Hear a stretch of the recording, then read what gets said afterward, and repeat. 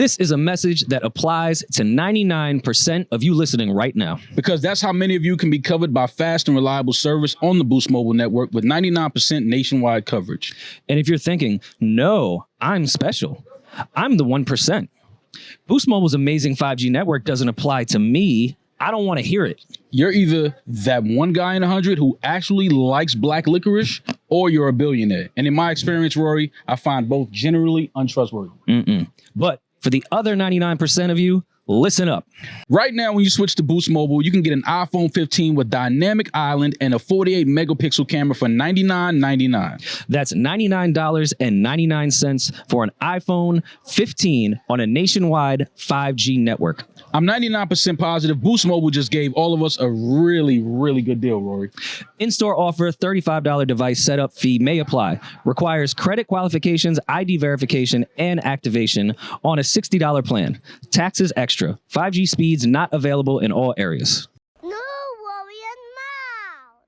All right, we back, man, and they keep bringing us info on this guy as if we don't know who this is. Like, this is not They family. asked us in a very timid way. Are you We're okay with if JD the comes? legendary Jermaine Dupri. Look at what JD bio say. Jermaine Dupri is a Grammy-winning producer, songwriter, and cultural architect. I didn't know you was a cultural architect. I don't want to hear it. I just didn't know that about you, bro. I don't want to hear it. Whose influence has shaped the sound of modern... Get this shit out. Yeah, come on, we man. with Jermaine Dupri, the fucking legend. Yeah. How you feeling, bro? I'm good. What's happening? Listen, man, I'm going to be honest with you. I always admired your work ethic, but the last couple months, I feel like I can't open my phone and not see you working, see you in the studio. I know you got the Magic City thing you doing. How you feeling? Are you sleeping at all, JD?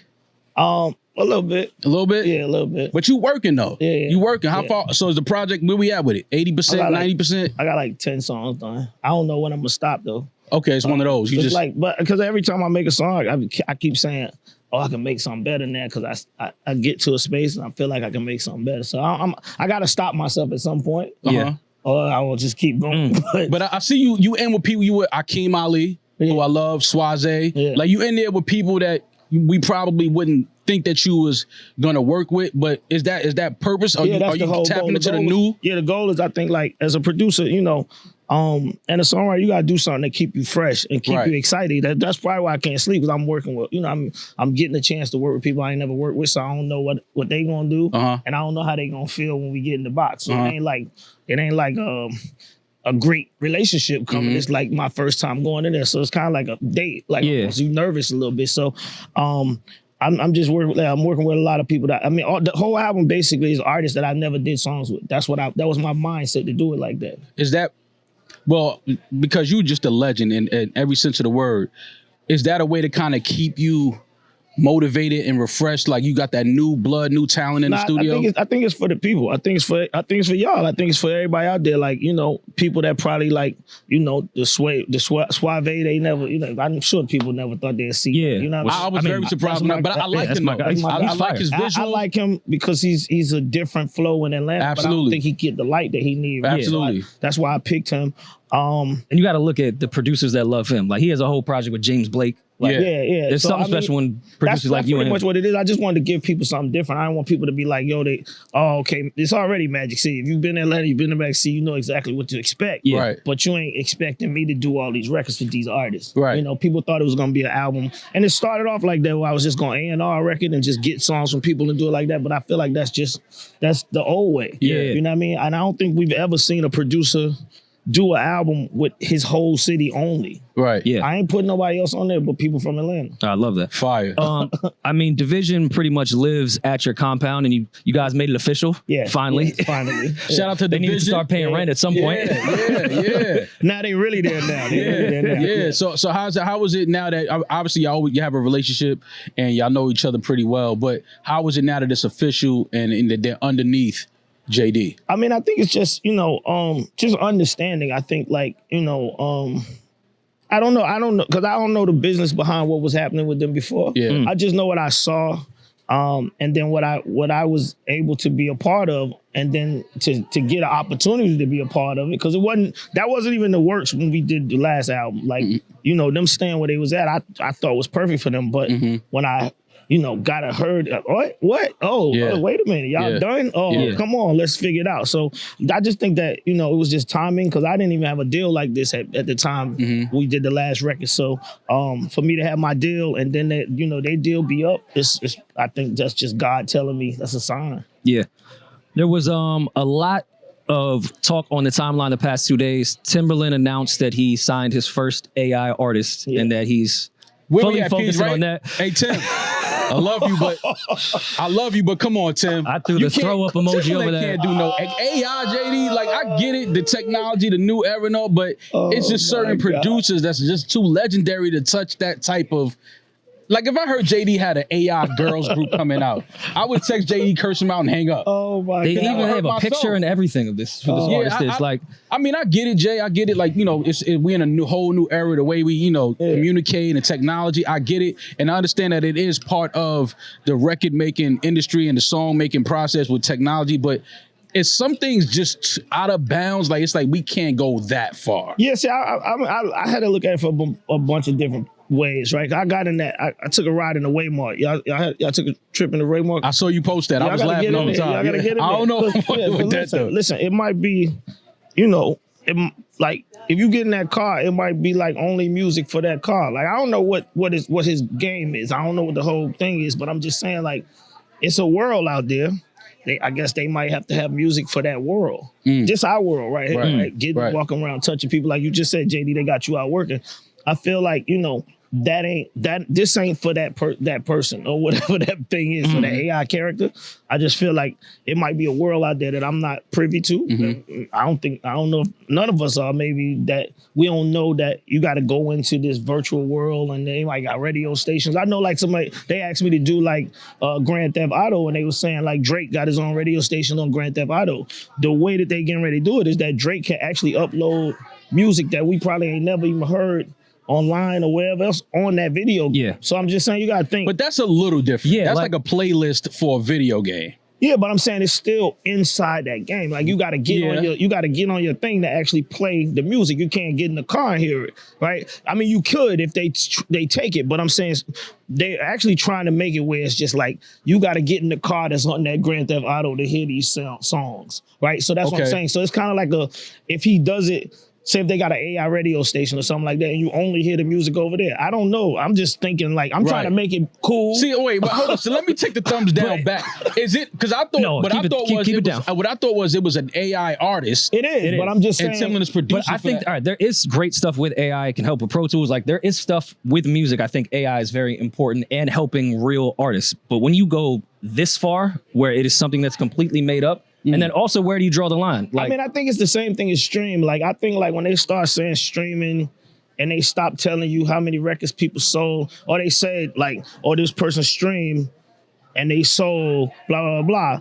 Selling and streaming is two different things. I think like if you're gonna have that conversation about streaming, just say how many streams they got. Stop saying the streams equal this, because when you do that, then you're not talking about streaming no more. Now you coming back into this world that these Gen X people feel like is the dinosaur era, right? So I'm saying the same thing. I feel like and I think that's where the mistake happened. I think he introduced this in a world that ain't even into AI, right? Yeah. So it's confusing to a lot of people. But if he introduced that at like a computer conference or at the Apple situation, it makes sense. People would be like, "Oh my God!" Right? That's why I think the confusion comes. I just think we gotta wait and see. I don't think you can introduce an AI artist at the BET Awards.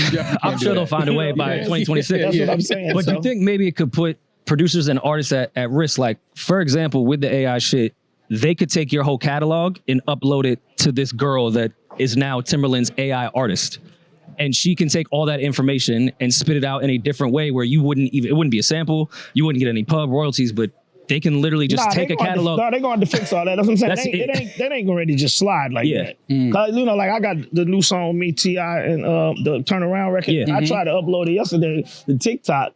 And I guess because it's got a sample in it, they flagged me. The song ain't even out yet. So I don't think they on all that. They not getting ready to let you. Song ain't out yet and they flagged them for the sample. But even like if you look at ChatGPT, people like using that to create lyrics, there's no sample in that. ChatGPT just has all the information of the internet. Yeah, but it just makes them smarter. I say this. hopefully it opens the door for people to have more jobs. Yeah. People sit at their desk and try to figure out whatever they got to do. I just think that it's a different world. I think it's a world out there that we probably don't know about. Like I said, like I done asked everybody about the Waymore, and everybody like, I don't know if I'm getting into it. They riding around here crazy. Yeah, especially in LA. Outside, they was 100 different cars. That mean like ain't nobody jumping in them, but they out here, they moving. So that mean like it's a bunch of, the urban community, we always be late with technology. So I'm happy to see that he's doing it from that perspective. But and when you're the first one to do it, you're going to get some flack for it. 100%. You're going to get some flack for it. That's why I stopped buying cars first, because niggas in Atlanta ain't understand. Yeah. That's a flex. That's why I stopped buying cars first, because they ain't understand. For real. All right, so you got the So Def Billboard is back in Atlanta. Yeah. You seen it on BMF last night? Y'all didn't see it? I didn't see BMF last night, but when I saw you post that, I was happy to see that because it's nostalgic for somebody like me, because I remember what it was and how crazy that was when you first put the Billboard up years ago. Yeah. And you also got the, was it Social Deaf University? Yeah. I think when you interned, the kids are interning? Yeah. Well, I'm doing an internship with Emory. Okay. Well, I did it this semester. And I'm gonna probably keep it going. I think it's cool for kids to come learn. And I think like just the word intern, I don't think people even understand what that is. If you was an intern here, you gotta, pick up cords, plug stuff in. You gotta get y'all some coffee. That's how you learn. I don't think they understand that. So they was coming to the studio thinking they was getting ready to rap and all this, and we had to this is what interns do first. Right. You know what I mean? Then you can get to doing what you gotta do. So I think that it's important that somebody, not just me, other people do this. You know what I mean? So I don't think the kids on that, Rory, or the young adults understand the type of person that they have access to. What JD's doing with the internship. Like, to intern for JD, it don't get much bigger or better than that. Have access to that for JD meant you get to go in the studio. They thought interning for JD was like the rap game. Like they thought that's what they saw the plaques. I assumed mine was gonna be right next to it. They thought interning for JD. I heard beware the dog. You're not doing the same thing for me. You gotta get that mop over there. Floor. I need some snacks. Blah blah blah. Like they was like, what? Wait a minute. You gotta take the trash out. All of that. All of that. 6 months of that before you touch an MPC. If you don't see nobody do that in a long time, it feel like you being mean to people. Nah, that's how you learn. So now we was talking about the whole Joey Badass thing, and I remember meeting him in your studio. Oh damn, that's when you met him? That's the first time I ever met Joey. That's crazy. First time I ever met him. And I was telling people, I was so blown away because he was standing there in front of, like, JD, if you've never been in the studio, he got anything he's ever worked on or done, but 1,000 plaques all over the place. But Joey was standing in front of Bow Wow's plaque for about 5 minutes just staring at it. So I'm like, well, why he looking at Bow plaque like that? And he said, yo, this was the album that inspired me to start rapping. And I tell people that, I'm like, I would have never guessed that Joey Badass's inspiration to rap came from Bow Wow. Now, you say you've been watching my videos. You heard Suave say the same thing. Absolutely. Yeah. That shit is crazy. Like, it's crazy to me to hear these guys. And I'm like, damn, like, nothing about Joey Badass's music, style, anything says Bow Wow inspired me first. Yeah, they was young though. And that's why, that's another reason why I'm here today. It's the 25th anniversary of BET. And 106 in Park was a real, pivotal era for just all kids rapping, all kids singing, everything. So it was like, and we was at the head, we was at the head of that. Like, absolutely. And Bow Wow was the person that they was paying attention to. That's just the age gap, I think, more, because that doesn't surprise me. I'm around the same age as Joey. And it's like, that was like, I mean, Bow Wow was I've heard it a bunch of times, and I get tired of arguing about it. So I just be like, man, I'm not even gonna do this, because I'm saying, like, it feel like people were like, you can't tell me if you was watching BET, ain't no way in hell you can even deny it. Without a doubt. That's the thing. It was like kids like Joey Badass was coming home from school watching 106 in Park. This was like a daily routine. Yeah. And they also was standing in line trying to get in there to go to 106 in Park. So, selling out the garden. Even when Jay-Z was on 106 in Park performing, Ja Rule, whatever, still when it got the #1 for 5 months straight, Bow Wow. It was Bow Wow. Absolutely. Mr. 106 in Park. Before we let you go, is there a possibility of a 3 Stacks verse on this album? We've been talking about it. He running around Atlanta a lot, so I mean, that's my man. So from a childhood, so I'm gonna bump into him. But I'm not gonna, it's a lot of people out there that want to be on this record. And Yeah. I'm trying to make Trying to make it make happen. room for everybody. So I mean, if it don't happen, I understand. Yeah. I get it, but he should be on there. I mean, I feel like as fans we're owed the JD Yeah, and he's a very proper 3 stacks JD. People probably don't know he's very much a strip club junkie. Oh, no, listen, I know that because I'm a little older, but I know that. 100%. But I think it'd make sense for him to get on that in a Andre 3000 way. Oh no, I mean, and like I said, that's another reason why I was Suave on it. I don't want Suave on it. I want people to understand. We're not making this just like trap. Yeah. This is it's what I think the strip club should be playing. I feel like the music in the strip club shouldn't be so boxy. Right. It should be, that's how I grew up. It was different range of music that you heard in the strip club, and I'm just trying to open it up so it get back to that. Sure. The legend, JD. JD, Yeah. we appreciate you, brother. Always Yeah. good seeing you, and I got to get back to Atlanta just so we can hang out and kick Let's it go. again, man. Yeah. My guy. Let's just do we don't even need an intro. Hey, I told him leave them legs in the car. I wasn't gonna do it. He Maul brought the said, legs I was all like, the way- all right, he brought the bet. legs all the way to the BT Yeah, Awards. I You know his jeans weren't torn when he woke up this morning. This is just sitting like this, tore them up. This whole day, that's why you're Right. That was regular denim 10 minutes ago. Yeah. These just was straight legs. We here with our guy, our brother Armani White. How you feeling, man? What's up, gang? I'm good, bro. I'm hot as hell, All the man. way But out yeah. BT. Uh-huh. How you feeling? I'm chilling, bro. I definitely packed it for the wrong season. Nah, no, you didn't. It's kind of chilly. Last night? I don't know. I mean, it's always cold at night, but like during the day, that shit don't be. It be. Well, it go up to about 75, but Yeah. at night it's 60. Yeah, no, 50. you got the Something right depending on jacket. where you Yeah, at. That shit be bad. absolutely. That shit is bad. How you feeling though, man? I'm good. Where y'all was at last night? Y'all went out? I was in No, bed, man. studio I was and to sleep. I was asleep by 11 o'clock. I was knocked out. I woke up, all the lights was on. You know, Right, one of them pass yeah, outs? one of them. Nigga. All the Woke up bathroom light with was on. The platter still and in the bed and shit. You like that? Like, Everything I was on. planning on getting to this. Yeah, everything was on. Did you go to a BT event? I went to what the fuck I go to? I went to some party. And then we went to Def Jam, had some shit like an R&B night type of vibe. Or something How many people did you falsely say, yeah, now we gonna link? Let's do that. Yeah, no, I did that shit. I did the we gonna link. Okay, yeah. I did the fake Yo, like. Oh, Yeah. yo, like yeah, I did a lot of those. Yo, we I did a lot of overdue. those. Like, yeah, right, yeah. My man, bro. there's a reason we haven't linked in 10 years. Yeah, right, yeah. Wait, tell me you was out here. Like, don't even have my number. Like, no way of contacting me. See, that's why I don't go out. Because I'm at the age where I don't got that no more. It's I'm just a like, liar, bro. I'm still on my lying shit for sure. I just can't do it, man. So Yeah. before you came, when Peeje was setting up, I was sitting there getting framed. I left and I went and sat in the car. Because okay. I was already tired of talking to any Everybody. person that walked past and Right. what we were going to do. I sat in the car by myself like an old divorced man Yeah. in the driveway Yeah. waiting for this to start because I Yeah. did not want to like politic Yeah. or talk to anyone. Yeah, no, I feel you. I was doing the same shit in my career. I turned on Call of Duty right before I came in. I was like, nigga, I guess, bro. I gotta go to work. Yeah, I was like, I don't feel Let me like go work this the shit. room, Start throwing a walk around tantrum. little bit. But I'm not gonna lie, I am impressed by the fact that rappers are out early.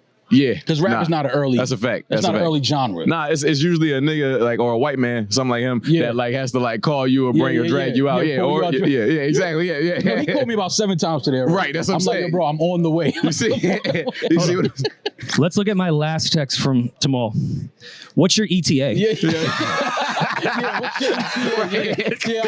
He was here already, by the way, when he said that. He was here. No, I was sitting in the car. Yeah. But he know me like, listen, I want to. As soon as we ready, I'm walking in. Right, yeah, let me know when it- want to. Yeah. my man, I don't want to do it. No, wait, y'all had to be here at 11 or before 11? Shit. I mean, we had to set up. 11-ish. It's okay, because it started at 11, right? It started at 11? Yeah. Because I'm going to say the reason I'm asking is because I seen Maul come in. Maul came in after me. Oh, you so saw me? yeah. So when Oh, and I shit. got here late. Okay. So at that point, like, Yeah. Jermaine Dupri was here before Mo. I seen Jermaine Dupri too. Yeah. But you know why? JD? Kevin Hart was here before Mo. But you know why they get here? Because they trying to get out of here. Right. No, that's a fact. So they like, yo, listen, get in. Yo, That's a what's up, fact. boom, boom, boom. By the time you like, yo, I heard JD was here. He already back at the Yeah, hotel. exactly. I think he's chilling. I like that. I'm scared of Maul even saying the comment he just said about people being late because I don't even think Maul knows he's in hot water. Maul goes viral for the most random shit in the Facts. world. Nah, I see Maul it. said stop drinking soda in the morning and he got killed for 2 weeks. Wait, what? I missed that one. So Nah, niggas Maul said he doesn't like mumble rap and doesn't like some of the younger rappers that can't read. fair. It was a very funny They can't clip. breathe? Read. Don't read. Yeah, all right, bad. Yeah, Oh, no, I they're remember mouth that. breathers for Yeah, sure. They right. definitely Yeah, also have- mouth breathers. Yeah. Get that checked out. So the fact that Maul is now saying that black people are late at the BET Awards sitting next to me, I'm nervous of where this is going to go. Yeah. The thing is, I could say it. Yeah. can't. Nah, I'm not saying it. I'm Let me just tell you, saying Craig. I sit You- next to you you when you go acknowledging viral. right. Yeah. There were stink pieces from scholars from the black community, and my white face was in the they thumbnail. said that white man sitting next to him again. And it always turns to he said it. Right, the Cardi It B always shit. turns to he said it. Every time, yeah. Nah, you be getting I love chill. it. It's You be that getting- time though. Some Yeah. reparations. Right, Okay, right. But I'll take that. When we first started podding, y'all would use the N-word and they would clip it and say, I said it. And I'm like, you could see the mouth. My mouth isn't even moving. That's like that. So I'll take some Cardi B heat instead of that back in the day. Because Yeah, absolutely. I think it's the fact that everybody collectively knows that at some point, not offensively, but at some point you drop the nigga. Like, I don't know, like in your 30-some years of living, like you dropped the nigga somewhere. Like it's just like I think Rory might have dropped it when he went on his sound. we have to do this at this event. Where else would we do frame on the it? spot right here. Where else would we unpack this at? We're not doing that BT. Are you Like kidding me? we've hung out in a studio and residence. There's plenty of times we could have this conversation. We didn't have to have it here. yeah. But I just found out Teddy Swims is nominated for a BET award. I love when white people get nominated for some shit like this. You know, it's I have hilarious to me. You got two? I have 2 BT awards. Yo, this is great. This is what we need. This is culture. I have a BT Hip Hop Award and a BT Award. Wait, did you go up? You ain't had to go up, did you? No, that was the one they did digitally. Yeah. Did you ever take a picture with like one of these? No. Yeah, I'm just solidarity, like, you know what I mean? I think that should be hard. We stand together. We stand united. Yeah. I mean, when you walk in my crib, it is right there, though. Like, I'm proud of the let award. people know. I think the BET Awards, I take it very serious. I love the award. I just think it's funny that I have it. That's all. Last time I seen you, I was Muslim. I think, you know what I'm saying? I think you should do the same thing. Like, just for this season of June. But I've always been Muslim. Right. So, you know. Yeah. Well, who are we looking forward to seeing though? Like who's performing? Teddy Swims. Teddy Swims is performing? No. I was about to say, but I thought you see Armani made That was Belly Gang. That wasn't Teddy Swims. Belly Gang is performing, not Teddy Swims. Armani. Look at this nigga legs. Y'all don't think this is crazy that he's doing an interview like this? You don't understand. When he first posted this on the internet, I sent him like Googled research of how bad this is for you. I told him, don't make this a thing. I told him I used to put my G.I. Joes like that on the windowsill. I used to put my G.I. Joes on the windowsill. Bro, it was the thing that took off. What It's what the people was want. the evil kid in Toy Story? You look like every Sid toy. Bro, That's your stance. You're a Sid toy. I think it's dope that we had the BET Awards, and I don't know who's Kevin Hart is hosting. Kevin Hart, yeah. Philly. Philly? That's about as much as Finally, I know. Maul And asked you. the media BT question. No. So Philly, So right? Philly, right? You know Philly and Kevin Hart. You know Kevin Hart, right? You gotta know Kevin Hart. Kevin Hart. Everybody know Kevin. But who else is performing? Like, I don't even know who's performing this shit. Yo, I know Teddy Swims is nominated. This is all I know about BT. Teddy Swims is nominated. Kevin Hart's performing. It's in LA, I think. Yeah, it's in LA. It's wait, we are in LA. We got that part. You are from Philly. Yeah, right. Yeah, I was just trying to make sure I got So off that street. they gave us JD's Wikipedia, but didn't give us who's performing. They came and gave us a JD bio like we don't know Jermaine Dupri. Yeah, right. I'm like, bro, why are you handing me this cultural architect? Yeah, What? right. This is JD. Nigga. Like, All right, well, let's look in real time. Okay. I like this because you're a friend. We don't have to do like a real fucking interview. Right. We can do it in real time. Okay, there's a lot of women panels. Okay. That's all I'm saying. There I'm were on women board. panels during the I'm on performance. board. A spicy moments. I see nothing of who's performing. I don't even think they're doing performances this year. It sound like. Well, we got wind of who is performing, but he told me not to say nothing. We'll talk about it. Gosh, Mike, but okay. That's gonna be dope. Right. But other than that, I don't know. I really don't know who else is performing this shit. Yo, It is the 25th anniversary. somebody said, who the fuck? Wait, hold on. All right. So People Magazine, BT Awards 2025, everything you need to know about culture's biggest night. Love the headline. Why is the picture Kendrick, Doechii, and Drake? Two of which that will not be in attendance. Nah, this is not happening. I don't. What is People Clicks, Magazine man. doing? People Magazine said black people. What black people do we know right now? BT Awards 2025 and put two people that are definitely not going to be here. Yeah. Okay, all right. They said you Doechii got- may be here though. No, that's what I said. Yeah. Okay, Lil Wayne, He performing? Tiana Taylor. Performing? Okay. Okay. I love Tiana's new record. You love Lil Wayne record? My bad. I think you intentionally thought skipped this over was going to that. be- I like Flex. I like Flex. That's one of the songs on there I like. I have not given it. I got halfway through it Nah, that on the makes way sense. here. That makes sense. Oh, yeah. That makes sense. Yo, Monty, don't do that. Okay. Don't hit the. It makes All right, you know sense. what? No, matter of fact, fuck that. I don't like all the Wayne hate that's been happening. So he's been getting killed on the timeline for the past 24 hours. Defend him. The first 5 records I heard weren't as bad as what I thought the timeline was saying. You talking about the intro where he wasn't on it, or the like the? All right, see now we're holding artists to stand at the intro. I want to make sure I'm on the same page. Did you listen? How you feel about it? I ain't finished it. Like me and Rory, we listened to it together. I still haven't heard a chance though. Yeah. Okay, welcome to the Carter. You didn't like Bells, the third record? That didn't sit with you? That's not gonna keep. Wait, what did he sample? When is Tunji gonna text me and say, hey, can you take that Wayne part out and the Armani? Yeah, all clip on his head. Good on his head. Damn, that shit broke my heart. It's a couple on there that I thought was okay. It was that elephant noise one. I didn't hear that. I didn't get to that one. I heard on the timeline that was like the worst one, right? Nah, he did Banned from TV. He redid Banned from TV, which I feel like Banned from TV's on No Ceilings though. I don't need him to rap. He smoked it on. He did not smoke it on this one. The blunt was out. And no papers. No papers No on this. fluid, No lighter. Nothing. I like Welcome to the Carter and Flex Up. I don't know if I got to Flex Up. Welcome to the Carter I liked and Bell I liked. But again, this isn't a cop-out. I am going to actually listen to it. We were traveling and, I was traveling too. That's what I'm saying. Right. You see what I'm saying? I had to get here. Like, you can't listen. You don't live in LA anymore? Yeah. But I was traveling. You had to get here, though. You see what I'm saying? It was a lot going on. It was a lot going on. It's BET weekend. Like, you can't listen to music during BET weekend. You know about United Wi-Fi?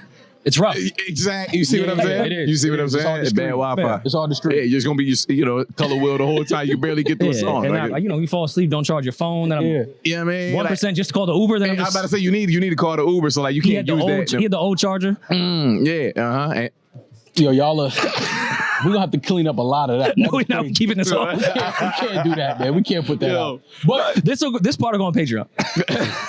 This is behind a I can assure you, Wayne and Karen Civil are not subscribers to our Patreon. Armani, talk to us about Bow Wow.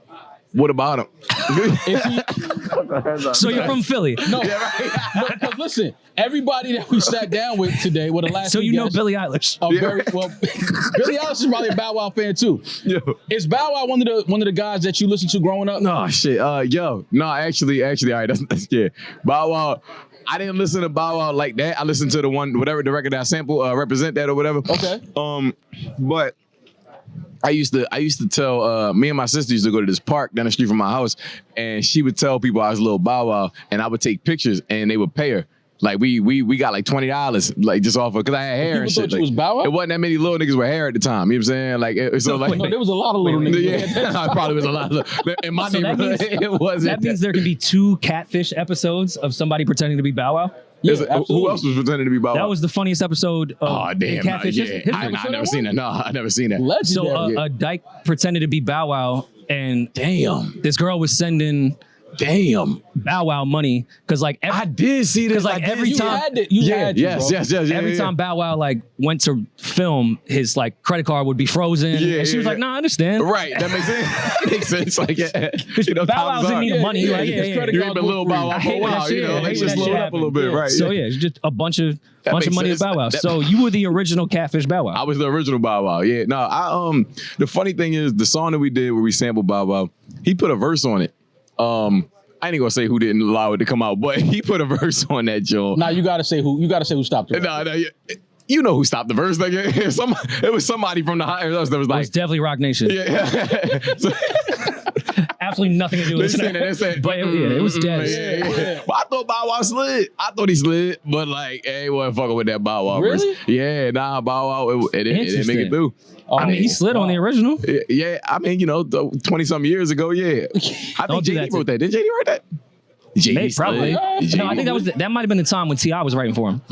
That might be a T.I. Okay. Everyone but Bow Wow slid on that at this point. Like, I was fucking with it. I was fucking with Bow Wow. I'm about So you wait. The question was, he's a legend. You saying is he a legend? And Maul cannot believe people our age revered Bow Wow.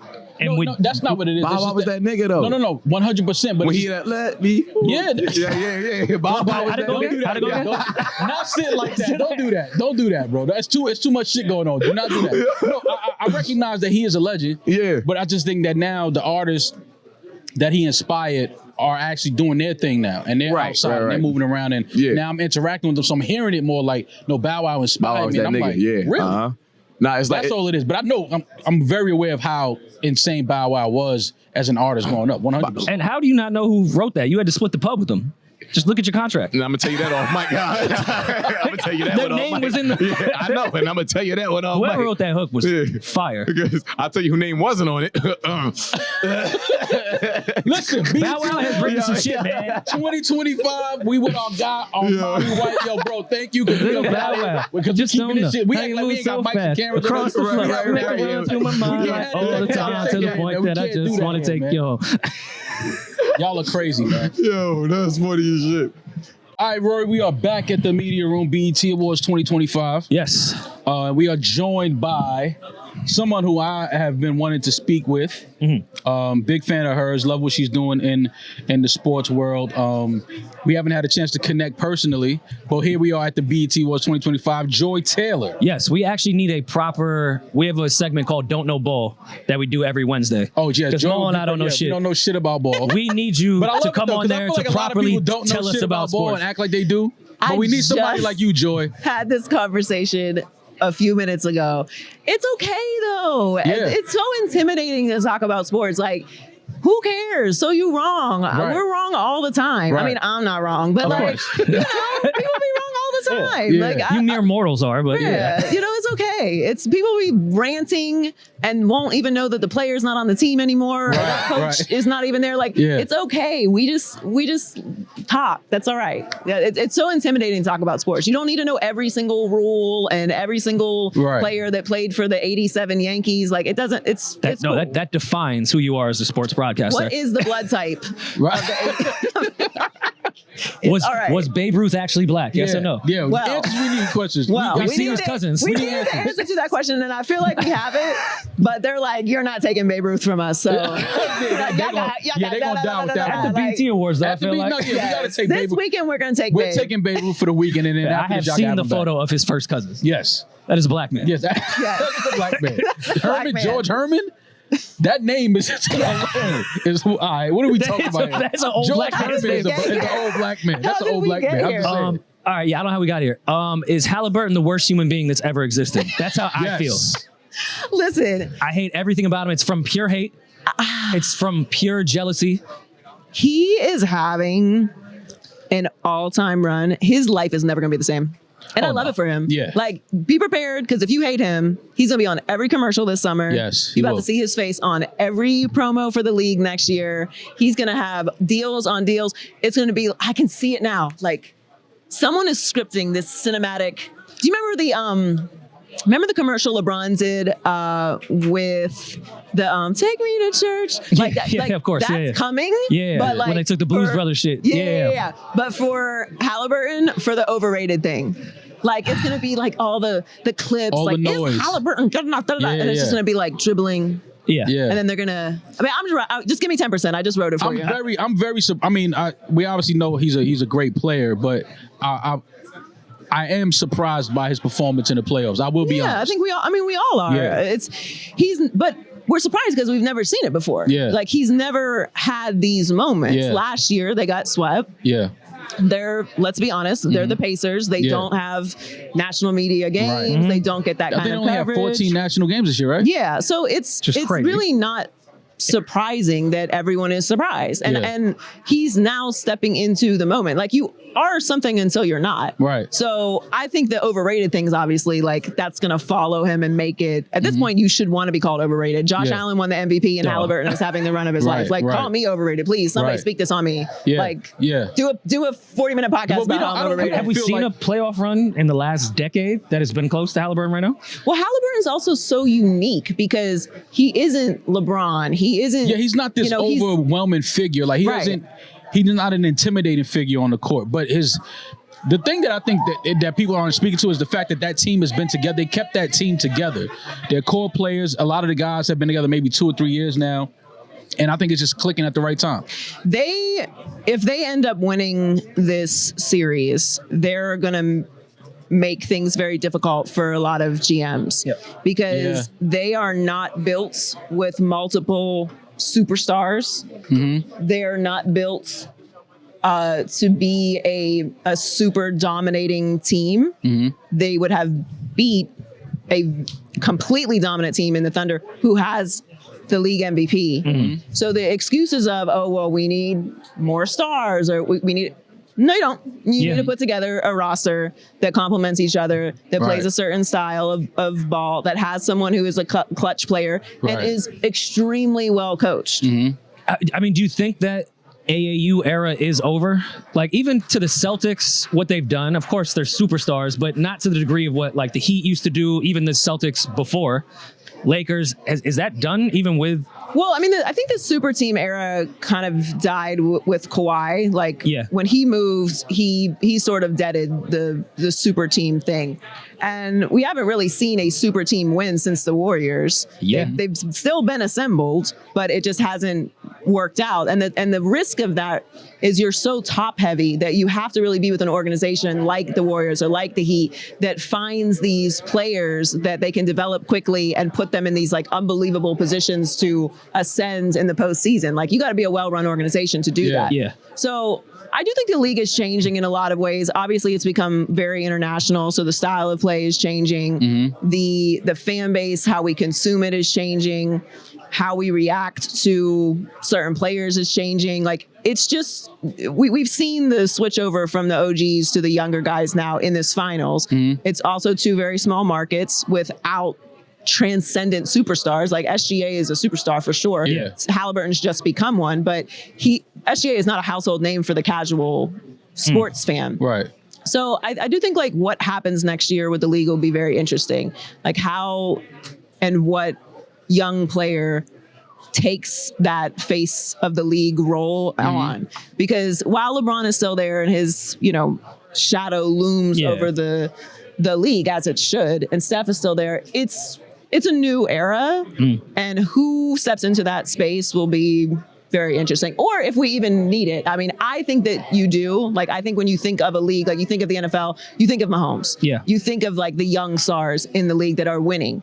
So it'll be interesting to see how it develops. Joy, where does your passion for sports talk come from? Like, did you grow up in a household where you had to kind of like argue over what we were watching and things like that? Like, where does that come from? Because you don't see many women talk sports the way you do. Like, you talking from a place of, no, I grew up. This is what I do. Like, where does that come from? So I grew up in Pittsburgh, Pennsylvania. PA.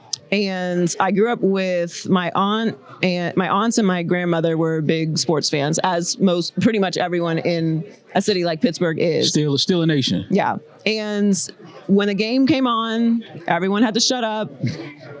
They knew every player, they knew the coaches, they knew the coordinators. If they lost, they were pissed. Everyone should be fired. Like, I just grew up. My mother is a diehard Cowboys fan. Don't ask me why or how, but she's a diehard Cowboys fan. She will re-watch games 2 days. Like, we know the outcome of this game. She's like, yeah, but I didn't get to see the first quarter. So she will re-watch the game, which is like, I'm not even that bad. So it's just always been familiar to me to have an opinion or a point of view on sports. And I grew up playing sports. I played basketball, soccer, volleyball, track. Obviously, I come from a sports family as well. And I really think growing up in a city that sports is ingrained in like the culture and the community of the city in such a historic way, in such a proud way, because the Steelers are just like a dynastic organization. It's just familiar to me. Like, I just expect that everyone has a point of view on sports. I have to remind myself sometimes that like everybody doesn't care this much about sports. We do the same with music. It's just what's familiar to me. As coming from a city that is the same way about their basketball team, I've been a lifelong tortured Knicks fan. That's why I started with hating Halliburton. Before we let you go, how do you feel about the Tibbs firing? I didn't like it. I didn't either. So I loved it. I get it, but because I knew he was going to get fired. He got I get it, but he's the only one that's brought us this far. Like, I'm not a big fan of firing coaches. I think a coach really has to earn getting fired. Also, hearkening back to the Steelers, like the Steelers are always good. Mike Tomlin has never had a losing season. Which is remarkable. And especially when you look at what he's had to work with from the quarterback position. Yeah. They've had 3 coaches in the history of their organization. It's crazy. Now, they've been incredible coaches. But the problem with firing coaches is we just look at the guy who we see, right? We don't hold GMs accountable the way that we do coaches. Facts. Obviously, we can't hold owners accountable, but owners fiddle with things all the time that take things out of the coach's hands.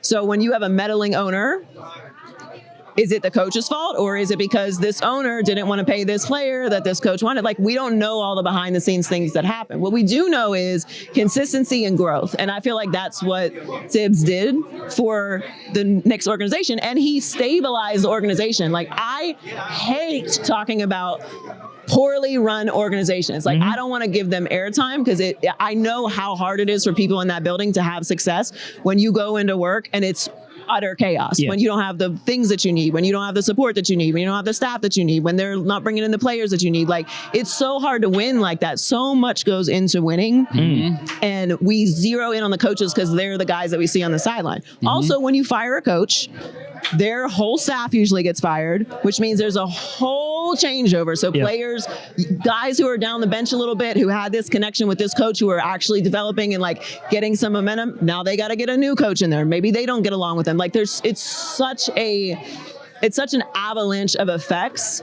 that happen when you bring in a new coach because they have their own staff. Yeah. And then maybe they have a specific style of practice that doesn't work. Like, it's never ending. Yeah. And I am just a fan of, it should be obvious that the coach needs to be fired. Like, it should be obvious. And if you take this organization further than they've been in 25 years, maybe just give him one more year. That's where I was at with it. I'm not mad at that, but he made some mistakes in the playoffs, but I'm with Joy on that. Like, it needs to be a bigger reason than just they fell short. Yeah. But there's a thing going around now that's kind of alluding that Cat got him fired in Minnesota, and now Cat got him fired in New York. Well, we know and they're showing clips of them kind of having, disagreements. Yeah, I don't know that that's like who's going to take him? I don't know that that's like the reason he got fired. Obviously, we know superstars play a big role in who the coach is and if they stay. And sometimes they may make like an offhand comment that influences things. I have no idea whether he did or he didn't.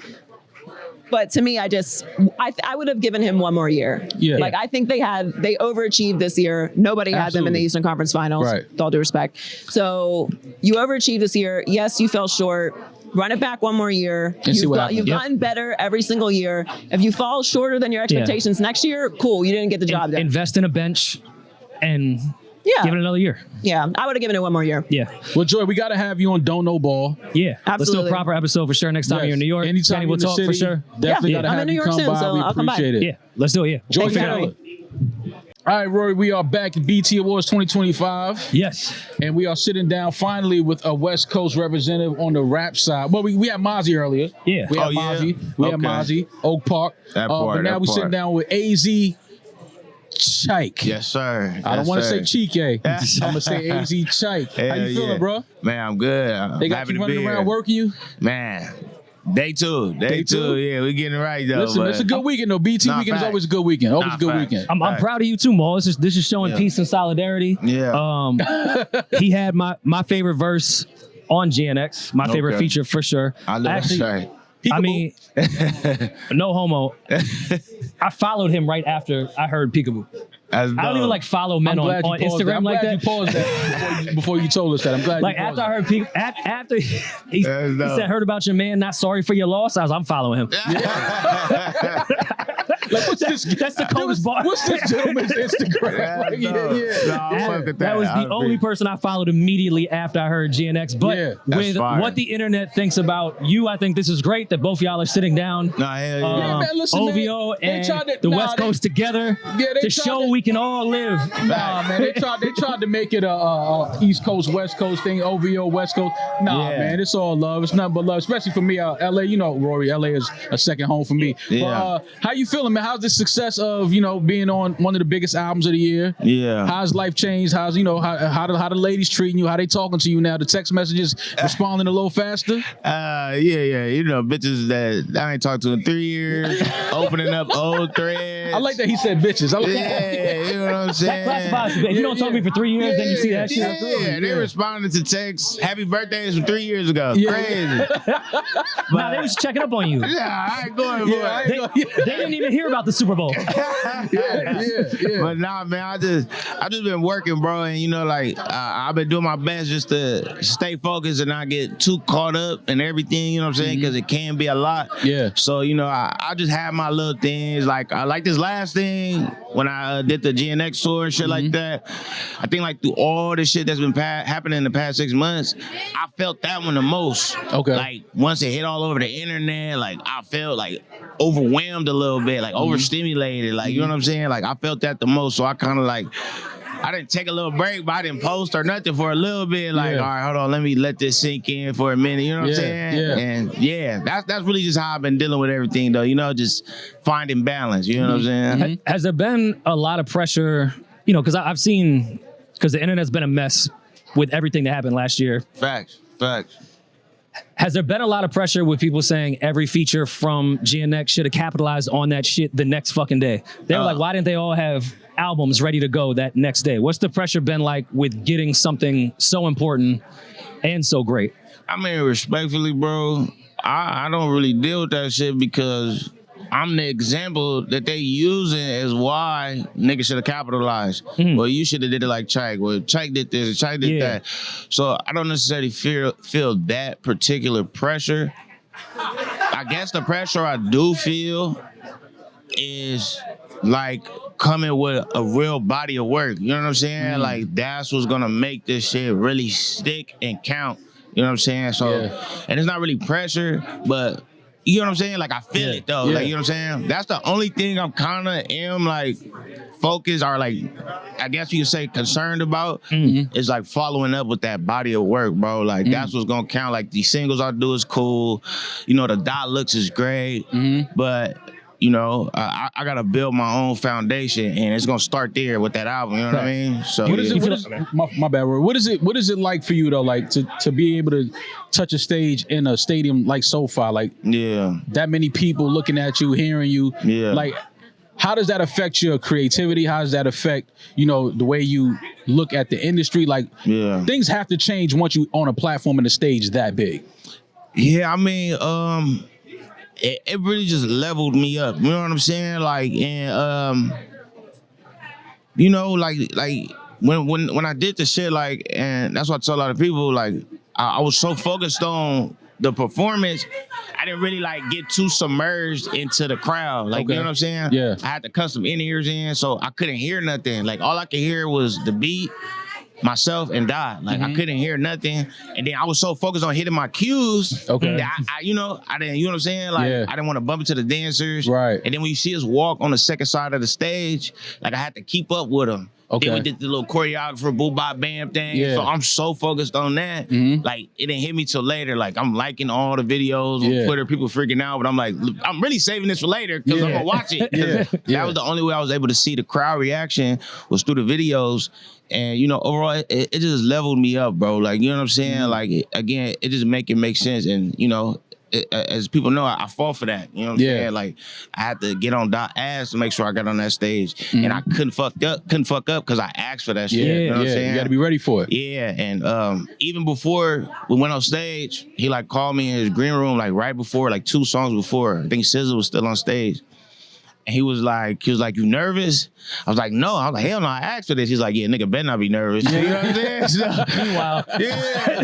Meanwhile, your stomach rumbling, all kind of shit going on. Man. Keep your poker face though. Yeah, bro. So it's just a level up, bro. That's it, for real.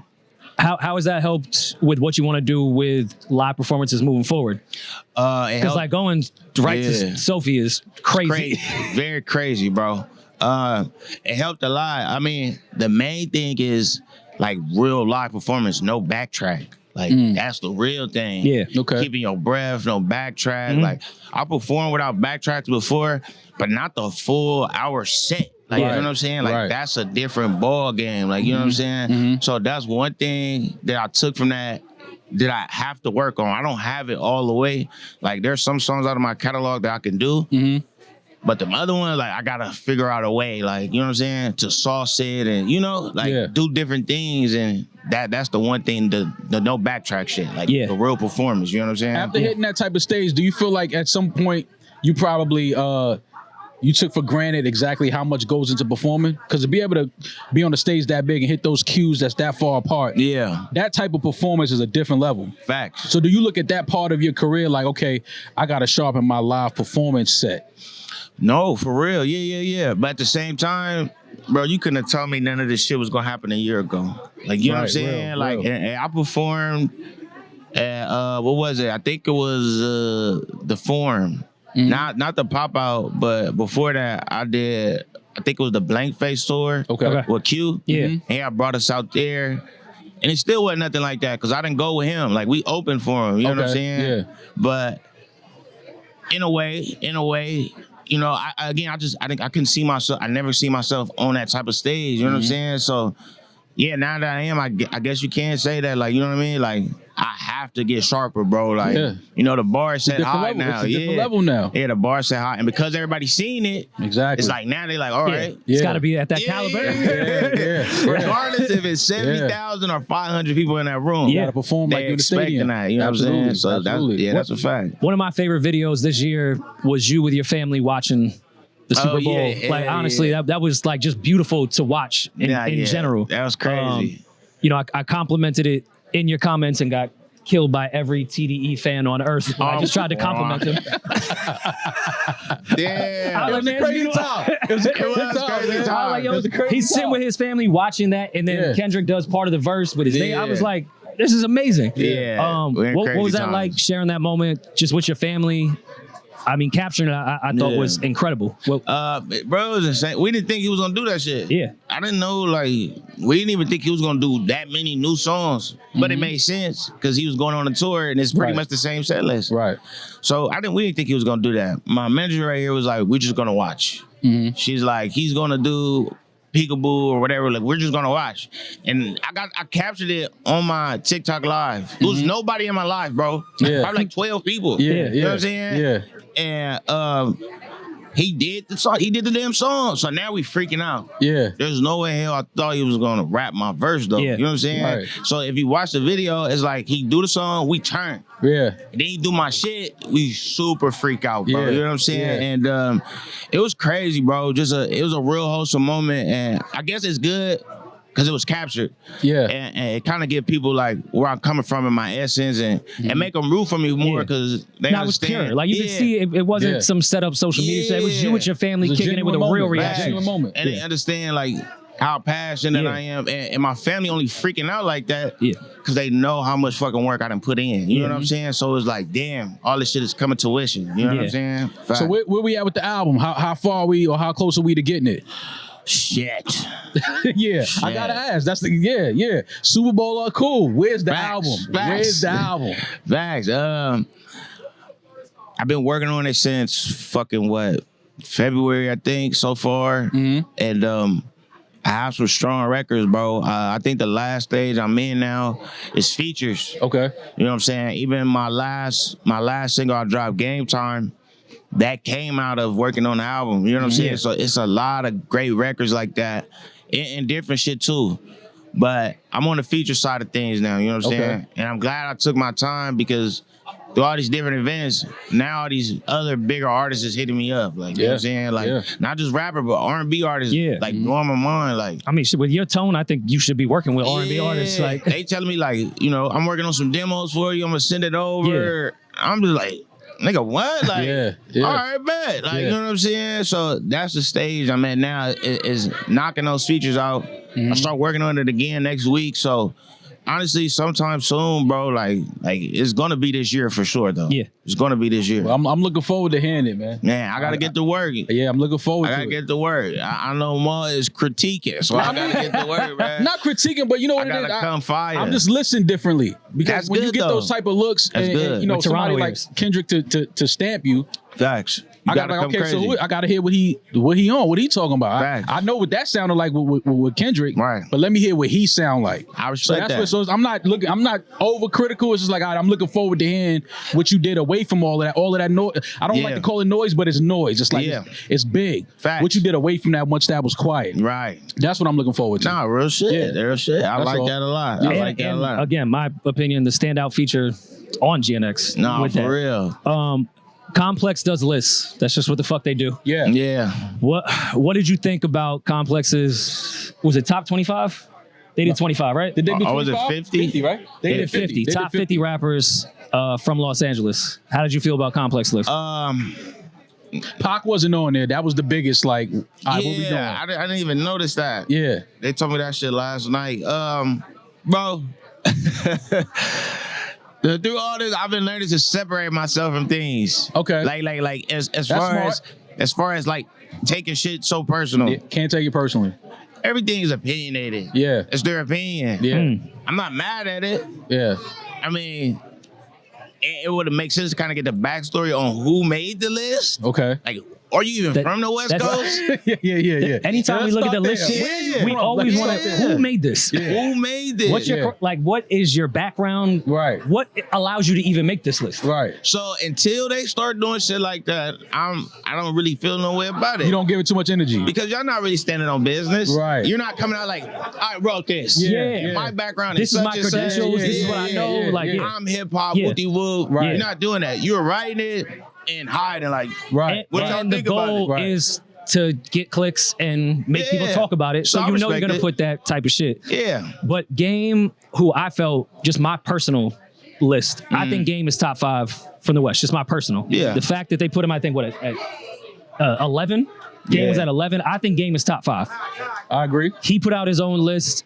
He had you at 78, I believe. Okay. Top 100. Yeah. How did it feel? Just like, you know, who Game is and what he represents to the West Coast. Yeah. Him acknowledging that you should have been on a list when it comes to LA rappers. I fuck with Game, bro. He has a amazing catalog. He a dog, you know what I'm saying? And you know, it's artists like that like makes my mom understand where I am. You understand what I'm saying? Yeah. Because she raised me, we listening to Game, Black Wall Street, all this, you know what I'm saying? So now it's real though. Like, so now she gets it. Like when I'm like, I send her the picture, I'm with Game, Wooty Woo, she gets it like, oh, okay. Oh, my son really out here doing it. You know what I'm saying? So I be needing those type of moments. So I definitely have a different respect level for Game. He definitely one of them ones, bro. Without a doubt, bro. Before we let you go, because I feel like this was a great peaceful moment for the internet, can you say something nice about Joey Badass? Joey is a dog. He's a dog. I'm not gonna actually take that away from him. What the fuck? He cold, bro. Yeah. One thing I can say. Oh God! I wish. And what he's doing with the power shit is still. I mean, it's still amazing. You know what I'm saying? Yeah. I do wish he like consistently went crazy. Like, okay. Not saying never wish he got into acting because like I said that shit's still fire. Yeah. But I feel like if he just would have kept going crazy, he would really be like. You know what I mean? Like he still is though. You feel me? But like, he definitely surprised a lot of people. Yeah, me included with his performance. But I was who was we speaking to earlier? Where I said I love the fact that all of that happened because it forced the rappers to rap.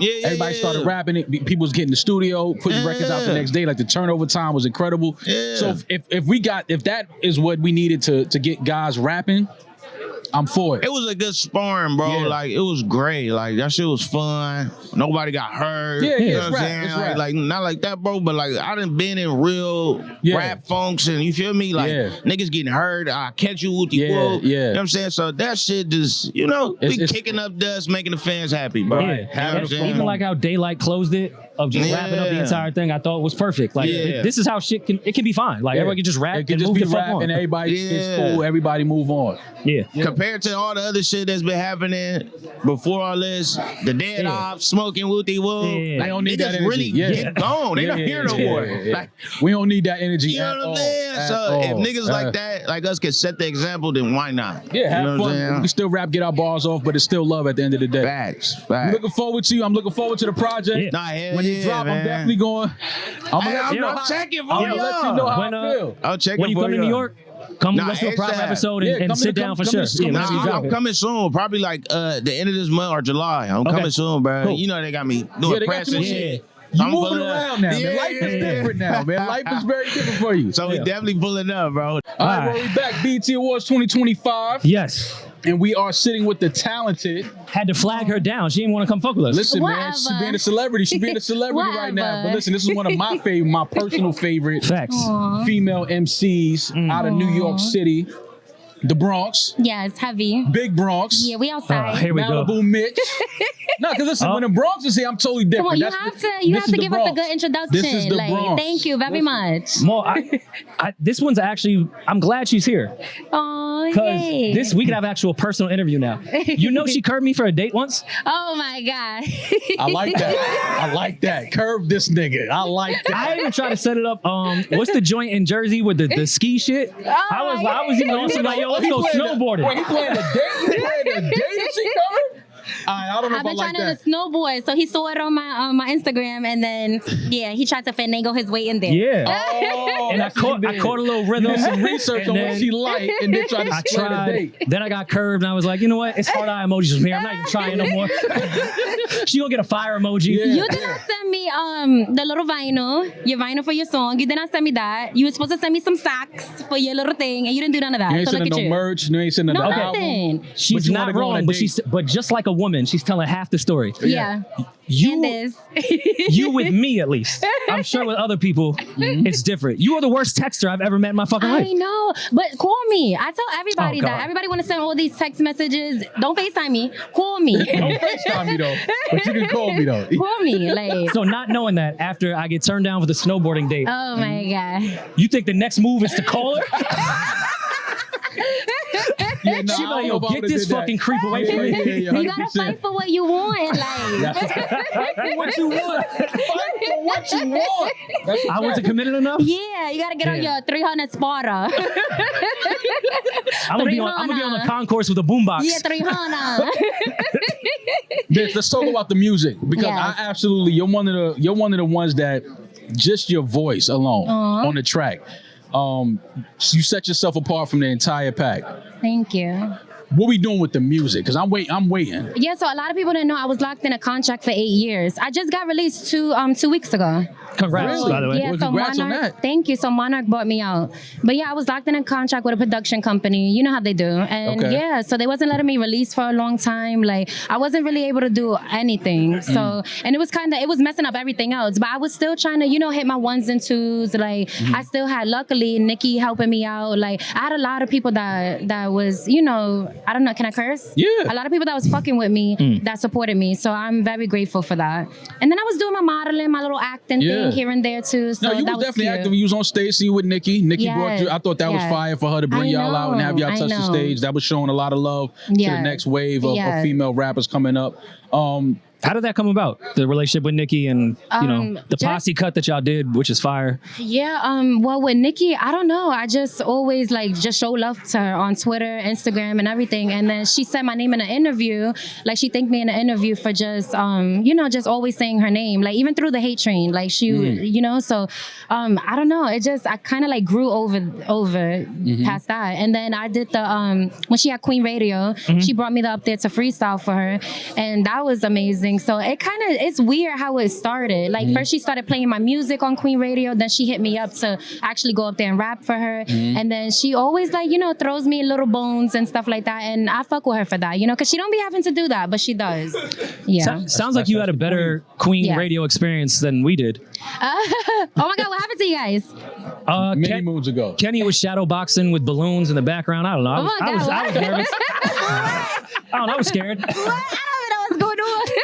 I had a great time. Nikki loved No. me. I had a great time. Nikki Yeah, no, loves you, we- exactly. yeah, Yeah. We are bars for sure. Yes, no, I know. You guys be fighting crime. Yeah, absolutely. I think you have the best verse on that posse cut. Aw. Would you say the same? Of course she Clickbait, gonna say she got clickbait. No, actually, Yeah, bitch, go ahead. no. Talk I'm your shit. gonna be honest. I think Nikki's was, right? And let me tell you why Nikki's was, right? Because she said she was inspired by my flow, and the things that she was saying after me was fire. So Yeah. I thought, hands down, because I grew up listening to her. So to hear her like use my flow on the song and then kill it, I was my mind was blown. I mean, Like, that's why I thought you had the best verse, but once Nicki put that out and I saw that she was like, because I thought maybe you heard Nicki's verse or no. The fact that she was like, yeah, no, I got that flow from her. I was like, oh, then she clearly has the best verse. She did a whole nother extra verse. She said that was gonna be it. She wasn't even gonna do that, and then she heard my part and was like, nah, I gotta keep it going. And I'm so glad she did because I don't know, I was on a high for like months over that. I remember the first time I met Mitch, was in the studio. Same. With Bird. Same. Yes. And we walk in, the Jungle, I think it was Jungle. He was in Jungle. Yeah. Okay. Walk in and he playing this joint and it's this girl rapping and I'm like, I was like, yo, who the fuck is that? Up from behind the fucking board. Cause I guess he was sitting down writing behind the board. She pops up and was like me. I was like, there's no way that girl, that's her voice. Like, there's no fucking way. Like, incredible tone, texture. Thank you. Like, is that something that because obviously you can't get away from it. Yeah. The Foxy and Malibu comparison. No, I straight jacked the whole shit. I stole it. I ran with it. I dunked it. Okay. All right, I respect that. But definitely, I went through a phase where, like, when I did the Top 5 project, I was like, I remixed Lil Kim, Foxy, Lauryn Hill, Missy. From there, I don't know. It was just like, I went to a deep rabbit hole of Foxy, and I was like listening to all her stuff. And then, I don't know, I just liked everything that she embodied. Like, you know, she was very pretty, very cutesy, but also very gangster. And that's how I feel. Like, you know, so I just like, I honestly jacked her whole shit. I be telling her all the time and she'll just die out laughing at me. But yeah, I jacked that shit. No, I'm glad you cleared that up because that was definitely, every time I hear Mitch, I'm like, yo, her tone is so crazy. It's definitely reminiscent of Foxy, but from a different perspective. Exactly. You know what I'm saying? Yeah. So was Foxy the one growing up? Was that the one you kind of was like, yo, she's my... Like I've always loved Foxy. Like really, like growing up, I was like a Nicki head, OD. Like later on is when I started fucking with Foxy, you know. So yeah, but I'm definitely a Foxy girl. Like you know, she was just so fly, and she's into fashion, and I am too, you know. So yeah, I think that's very New York though, fly girl. Like absolutely. You know, 100%, 100%. Yeah. Again, congrats of getting out of that awful fucking contract. Y'all gonna throw me a party or buy me something? I'm gonna La Boo Boo. We'll do it at the studio. What's a La Boo Boo? Y'all don't know what a La Boo Boo is? La Boo Boo. I only know about snowboarding. Yeah. No, La Boo Boo is La Boo Boo is the little dolls. You don't know the little dolls? Oh my God! All right, I'll buy you guys one. Jesus Christ! We gotta look it up and get her one. Yeah, y'all gotta buy me a little boo boo. Research it. Yeah, so we'll get you a La First of all, how much does it cost? It's only like $40. Yeah, we get. Oh yeah. I got you on a couple. They really cute. They really cute. Yeah, we gotta get you a La Boo. Is there like an exclusive one that you don't have? I want the one that's $500. Say no more. We gonna get that's the collab with Dior. That one. But wait, you gotta open mad boxes to find that one though. So it's gonna break. It's like Willy Wonka and the Chocolate Factory. It literally is like golden ticket type. Yeah. So what you online and get it, or is it you a can store? go online or in the store. It's Pop Mart. You gotta go to Pop Mart. Pop Mart? Yeah. In the city? Y'all gonna well, the city they be having the fake ones. So out we don't here, want LA, that. they got them. Pop LA. Mart. Pop Mart, yeah. And a La Boo Boo. There's like a $500 one. That's how much they're reselling it for. Oh, that ain't nothing. That ain't nothing to me. What you need? But look, I'm telling you, by the time you find that, it's gonna break the bank because it's like you gotta open it to see if it's that one. So you're just gonna be sitting there for probably like weeks on end trying to find the one that I want. La Boo Boo culture. That's crazy. And watch when you hear about it. Like in a couple of weeks, you're gonna be like, "Yo, Malibu been put me onto that." Remember, La Boo Boo. And is it just a LA thing exclusively? Or? No, it's like cause y'all know I'm Blasian, so it's like a big thing that's happening in Asia right now, and it's happening right now too because the Central C he started wearing them. And stuff like that. So it's a bunch of people in America trying to do it now. He started Nike Techs too, right? Oh, y'all trying to get me in trouble. No, that's what Sid said. He said he started Nike Techs. He said because of him. That was a New York thing. When I be hearing those songs, I could have sworn. Like, I love the fact that Sid was like, nah, Nike I was Techs 20 wearing a Nike Tech. That's what's up. I'm 34 now. Like, I don't know. But we love Central C, guys. No, of course. No, for sure. Absolutely. But again, congrats. I look forward that you can finally put out music. Thank you. Looking forward to it. Let's also talk offline now that you can put music out. Yes. I just dropped something with Jeremiah. It's called Benjamin Crew. Saw the video. Yes. She had Jeremiah in the hood, uptown. Yes, definitely in on the 40th. Did you clear that? Yeah, on 40th. Mitch is from the hood. She stayed. I gotta check in? Yeah, she My snapped. bad. She What do I snapped. look like But I checking did see in? that. I was like, she got Jeremiah uptown in the hood, like in the store and all. I was like, she had the mink on, fly, very Thank fly, you, Malibu, thank you. You know very me. fly. I'm checking her out. She's dope. She's dope. Yeah, and Alexander Wayne shut down his whole store for us in the Dream Mall. Talk your that's shit. amazing. Yeah, that's fly, right? Yeah. Your shit Hell on. yeah. You know, I be on my fly girl shit. Malibu Mitch BT Awards 2025. Thank you, baby. Thank you, guys. Nah, I don't even want to do an intro with this. Listen, man. Nah, Because they say we don't get along. It's They Here's try to the make thing. it the East Coast, West Coast. it's biased right now, man. It's real, yeah. I don't think it's gonna be biased. Yeah, it's Nah, biased. this ain't no Yeah. bias. Nah, this our guy. No, either I'm way, we fucking wanted around. to talk to Kai. Uh-huh. But I had just seen my guy Reason walk Facts. this way, and I sure. said, "Wait, they in the same venue?" Yeah, man. Let's sit down. Let's Demaris, our other co-host. Facts. I have a group chat with her and Reason, and when you sure. dropped your joint, Man. we was They on his was ass. We was lighting me FaceTiming up. him. I was sending him. It's like They was dog, doing a lot. You was doing a getting lot. cooked. They was doing a lot. You getting cooked. Why are you not replying? Yeah, they was doing a lot. They was doing a Listen, lot. man, we sitting here with Kai Cash, Reason. First of all, it's good to see y'all, man. Thank you. Yeah, for How sure, y'all for feel sure. BET Awards 2025. Y'all running around acting like celebrities and shit. I hate it, but Reason, you know what I mean? Like, Reason got I a new do. chain I with do. dependent. Yeah. Like, My answer's totally different. That nigga said I hate it. I love it. My I'm social, fucking with it right my now. social Is this battery. your first one? Yeah, that's why I love Oh, it. this is your first Yeah, one. see, yeah. It's the first one, so you gotta love it. I absolutely hate it. It's good to have both of y'all here. Yeah. After the last few weeks or a couple months that we had, we sat down with a few Mozzie. We sat down with Mozzie earlier, Belly Gang, a few other rappers, and everybody was on the same page of agreeing that the moment that we had with young rappers rapping and pushing their pen and putting joints out Was fire. Super tough. was definitely needed. Super tough. Yeah. And I think that y'all two were definitely two of the guys that was threw y'all hats in the Yeah. ring. How was it from each perspective of that moment and your respective corners, coasts, right? And like, what was the energy? We'll start with you, Kai, Okay. in New York during that moment with Joey Badass. when we and was everybody. getting fucking jumped. That's And only what the you energy- showed up. that's I the didn't like energy. that. Yeah, I didn't like that. I So didn't like for that me, narrative. for me, it's like we supposed to be the Mecca. We supposed to have the spitters. We supposed to be. It's crazy because I looked at it as a consumer at first. Okay. Until this nigga dropped. Yeah. He dropped the dead apple. I said, wait, he's talking to us. All of you niggas. And nobody All of else you is gonna niggas. say like Joey Badass is gonna just Yeah. like nah. I felt compelled. So I was like, as a New York rapper, who am I to not put myself into this conversation? Right. And that was it. Okay. Reason, because we was on Yeah. on Spaces For sure, and you for said sure. not until I dropped Yeah. did everybody. Bro, I was thought- yeah, like, you cause- shook the whole but shit up. it was one of them things where I agree with Kai. Like it was weird. It was like, why are these niggas just letting Joey catch all the fades? And so when Joey So you said, admit we was being jumped. no, we wasn't. You wasn't being jumped. Niggas wasn't But, trying to help. That's the well, problem. yeah, but that's what I'm saying. It's like to me, it was like Joey said my name, but I didn't want to throw a whole joint at Joey because like Ray was going, Yeah. Daylight was going. I'm like, it looked weird if like you get what I'm saying. Like it's one nigga. So I was like, I'm gonna throw Joey a couple bars and I'm gonna just throw some grenades over there to the East Coast and just see, you know what I'm saying, what pop out. But Kai's shit was fire though. Like he was, Thank you, bro. He was, Likewise.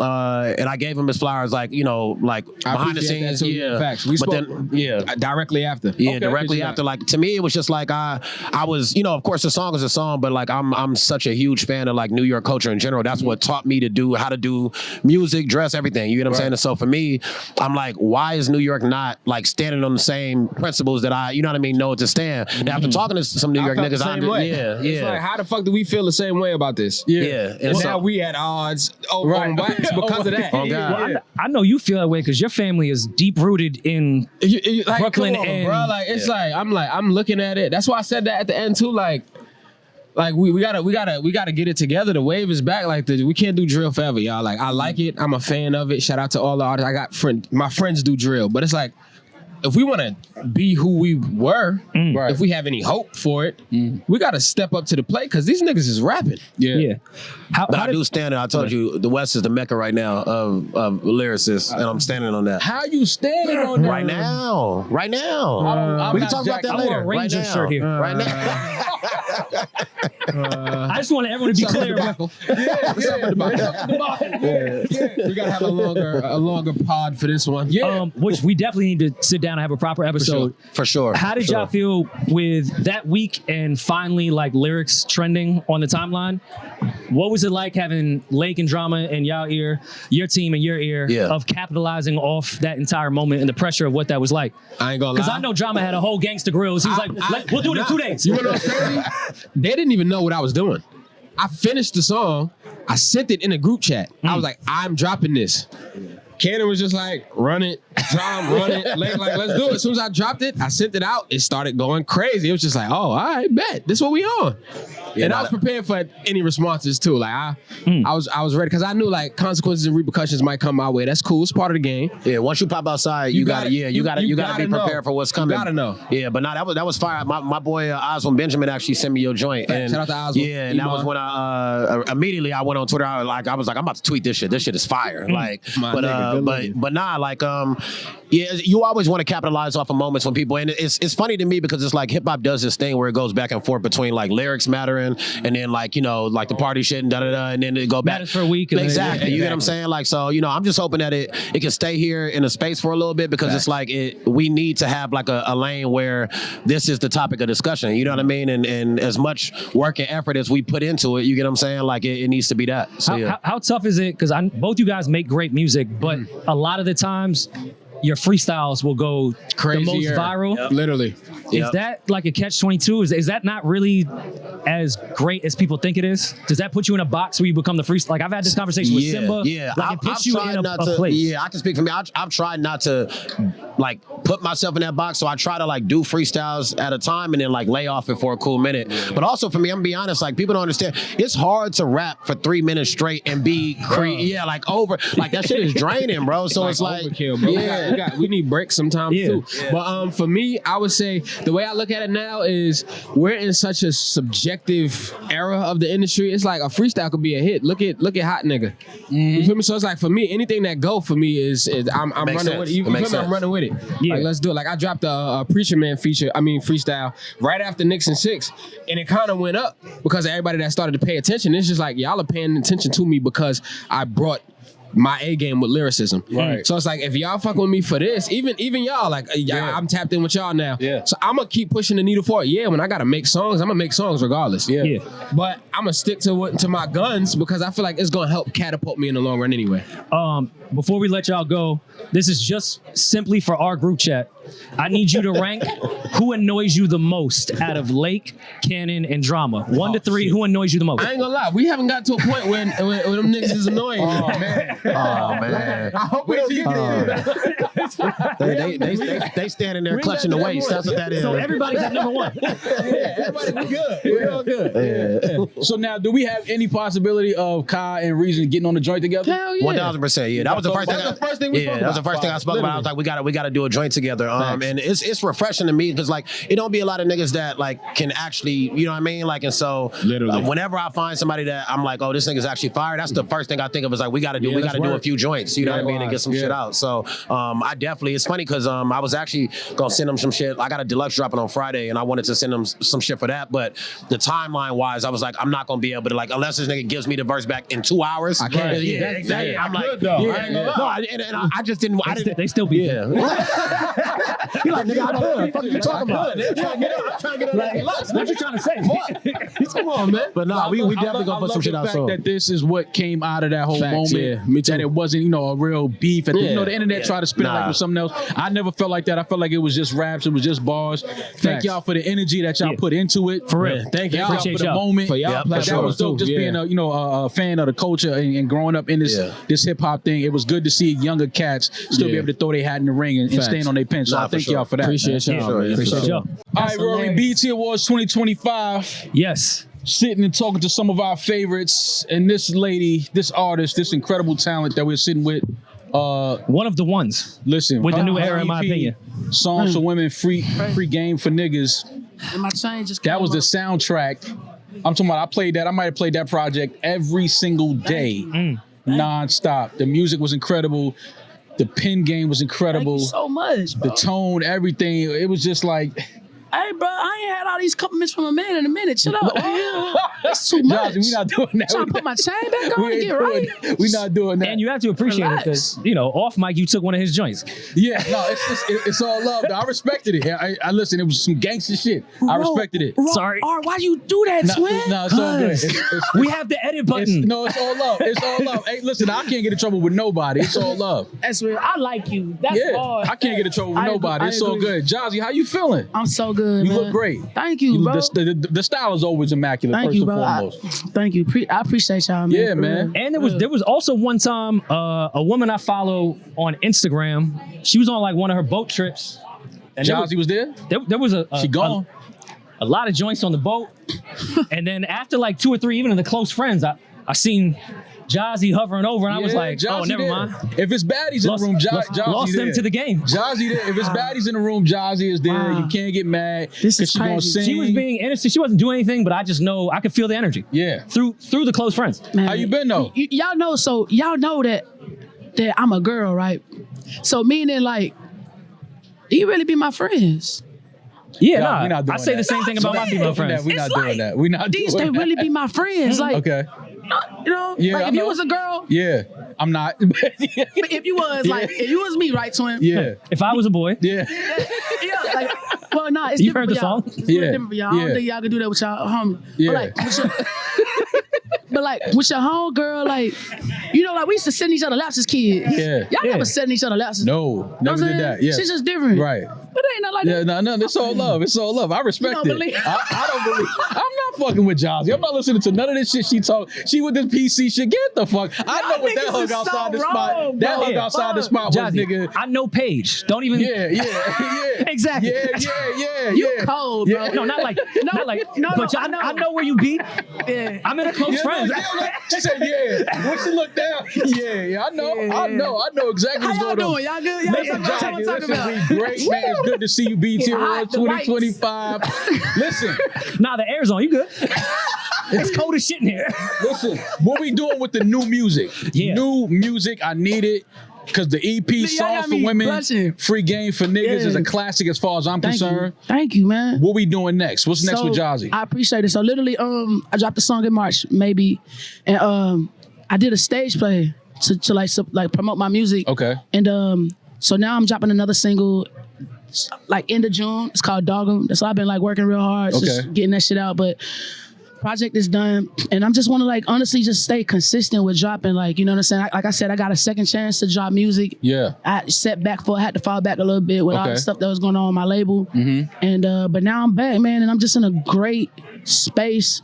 Like maybe has streamed higher than all of my songs. Really? Yes. Wow. So like I'm building my fan base. Okay. So like I'm loving that that I'm creating a world. Like that's like nobody can take that from me. Okay. They can't take my fans away. Right. You know what I'm saying? So Right. I'm blessed to like actually see my fans. That's hard. So I mean, yeah. we don't need to talk about the other label shit whatsoever, Yeah. but during that time, who were some of like the legends that you were working with on the writing and producing Boy. side Boy. during the come up that was like one of those moments of sitting there like, ain't no way I'm writing right now with this Mario person. Wine is twin. Oh, wow. Man. Yeah. That Legend. nigga so cold. Yeah.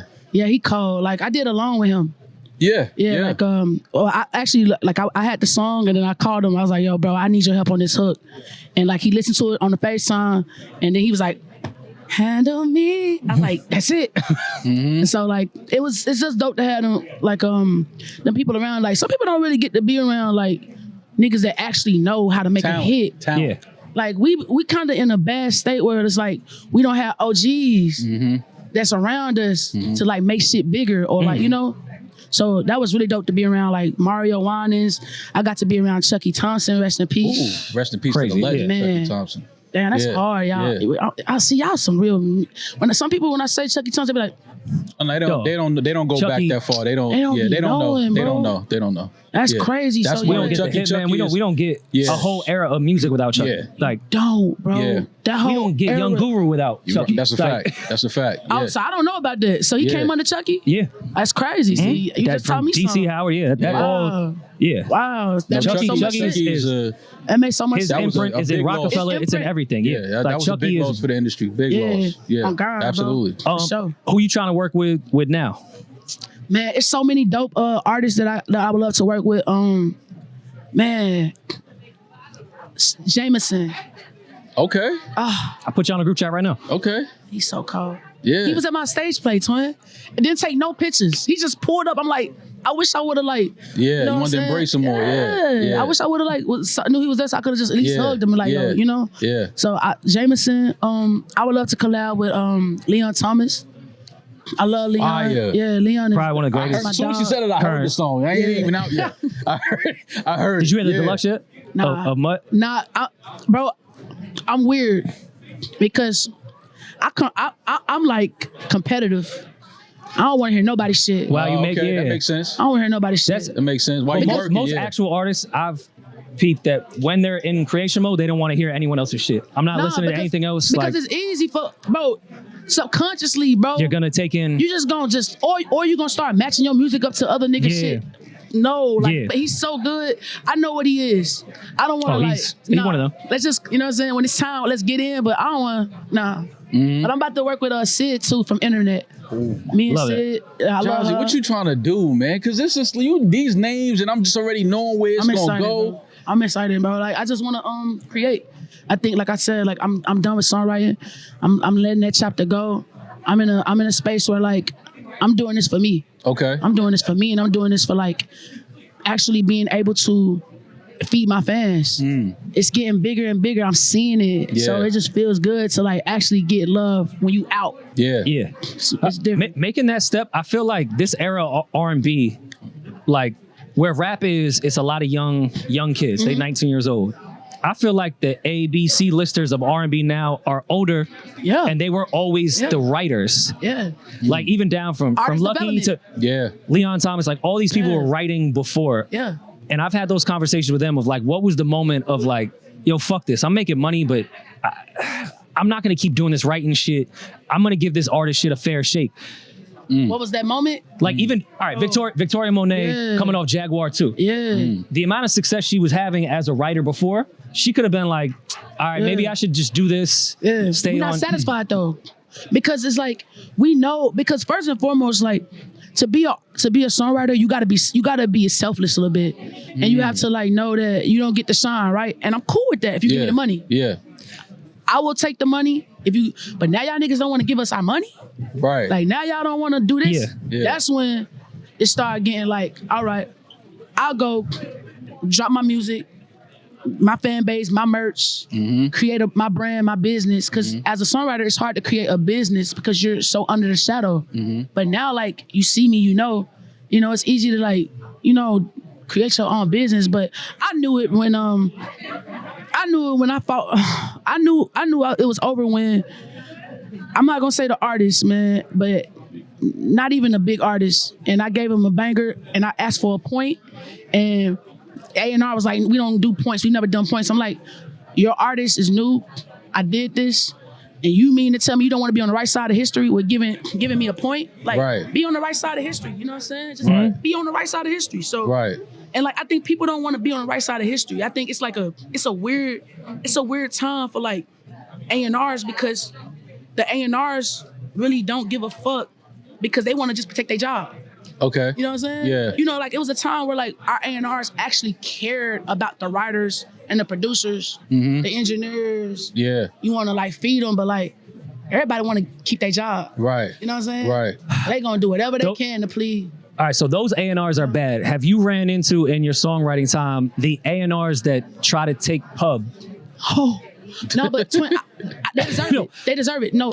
So here's what I do, in some Rory. cases, yes, but there's been times that I've seen producers I've been working with, or songwriters I've been working with, that they'll do something, and if they're doing something for someone on a major, I'll talk with their A&R, and their A&R, once I get the split back of, all right, they're getting 1% of pub on this shit when they should be getting 5 at minimum. Yeah. It's going to the fucking A&R I'm talking about. You have a salary. You're not even... Yeah, Rory, I seen that. Like, you don't deserve this at all. Your job is being paid over here for what you're doing. You're so right. You're so right. But I ain't gonna hold you, Rory. I use that to my benefit, because it's like to make them do their job.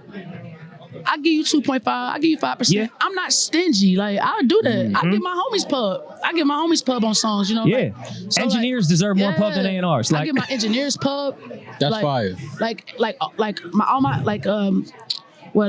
Renaissance, Don Tolliver, like my engineers get publishing on all that shit. Because I want him to get a pub deal. I want him to make money. So yeah, but I done greased some A&R poems with that shit. Listen, you got to. So with the next project, Jazzy, because like I said, Songs for Women is one of my personal all-time favorites. You, the next project, sonically, content? How different is it, or how much in the same kind of texture is it? Like you said, when you saw me, you were like Songs for Women was your soundtrack to your life. Yeah. And my album is called Soundtracks to Get Her Back. So you don't even know what you just did there. Oh. You don't even know, like, okay. And that's why I did it. I want this shit to be a soundtrack for all of us that love R&B and that have had heartbreak and that actually want to feel something. So the sonics are different though. Okay. It's not as I think like Songs for Women was like to me like Mary J. Blige, What's the 411? It had that 90s tone. It was that 90s tone. This is more like 2000s, and today. Okay. You know what I'm saying? Okay. But it still got a little 90s, but it's not as 90s as What's the 411? What's the 411 was like 90s. Yeah, you know, that absolutely. Songs for Women was like super 90s. Yeah. But the subject is like really losing my girl and getting her back. So, who did you have in mind specifically during Songs to Get Her Back? Losing my girl and getting her back. What you think? It's very simple. So do I have to wait for the extra deluxe to find out if it actually happened? So that's what the stage play's about. Okay. So I created a whole stage play and it sold out in LA my first night. And it's a where'd you do it at? I did it at the El Porto Theater. Okay. And so literally I had amazing playwright Brianka Williams. She does The Shy with Lena Waithe. She's one of the writers. And literally it's all about the story is about this, like the album. Okay. So the junk's so cold, fool. Like somebody get killed in that mud. It's cold. Okay. You thought about doing it like on a short film for it? We shot it. So we shot it and we working on taking it. We actually got it on the network, but I don't want to say which one until it's time. Okay, no, it's cool. You gonna see it? And I'm waiting. I want to see it. I'm invested in Jazzy. I'm looking forward to anything you got going because the way you be talking, I'm like, she talking that shit. I gotta be a part of it. I gotta be a part of it, man. I gotta be a part of it. Yeah. I love that. I love that y'all are like. I'm seeing a lot of men really loving R&B like this, and I'm an R&B nigga. That's for sure. It was a time I used to think like niggas didn't like. It was weird how they made me think that R&B was just for girls or like for this and for that. But like, I mean, even some of like the lo-fi toxic R&B now, I think it's just for women. I don't even think it's for us. Like we like traditional R&B shit is what men like. I'm an R&B head for sure. You don't like lo-fi? No, I do love lo-fi, but too much of it and too much of the toxic shit. Like I do want to hear men sing about loving women. Like I don't always want to be upset at my girl. Like that's a fact. Like I do like some positivity in my fucking life. Should be cool sometimes. Should be cool in a relationship sometimes. Yeah. I love that. That's hard. That's so good to know, bro. That's so good to know. My last nerd question: did you have an opportunity to work with Stacey Barth? And what is it like working with, I think, one of the most underrated voices and shout out to Stacey, man. Songwriters. Like Stacey to me is one of them. Yeah, she did one of my favorite songs on the Love album, Closer to God, Tiana Taylor. With Tiana, Man, Stacey, I did a banger for Stacey. I'm so mad she ain't cut it.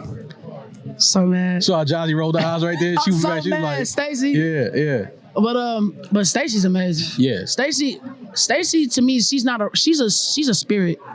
She's like a particle. Yeah. She's like how I look at like Bilal and how I look at Erykah Badu, they're particles. Yeah. Like it's just like she can just so I love Stacey. Yeah. Yeah, she cold. Oh, Stacey's one of them. Yeah, she one of them. It's hard to write for her too, cause she doesn't when she sings, it's like she flows. So it's like you gotta just let her freestyle, and then if she wants to give you a few lyrics, if you want to throw her a few lyrics, but you just gotta let her go. Yeah. She's like, you know. Yeah. She's like she's a water. Texas when she. Yeah. Now we definitely got to get Jazzy. Whenever you in New York, you got to come by the studio. I got to. You got to come kick it with us, man. Please, yes, please do. I'm like I said, I'm invested in Jazzy fully. You, I love everything you're doing. I support everything that you're doing, and can't wait to see and listen to what you got next for us. And if you don't pull up his page for it. And stop putting this loud about me with these girls, because I'm over here trying to find my wife. I thought you got her back. No. That's Jazzy, y'all. My side bitch is my main bitch because my That's how you don't start love off? me no more. That's my. go. I have the T-shirt. When did you I have turn? When did you turn toxic? I was working. When did you turn toxic? I was When did you working turn at. toxic? I was working at Def Jam when you put that record out. Damn, for real. I have the promo shirt still in my crib. Ooh, it was that has that gold. whole shit Yeah, written gold, out. Yeah, man, that's amazing. So we are here joined by somebody that I think is the epitome of when the internet says, oh, one hit wonder shit, this and that.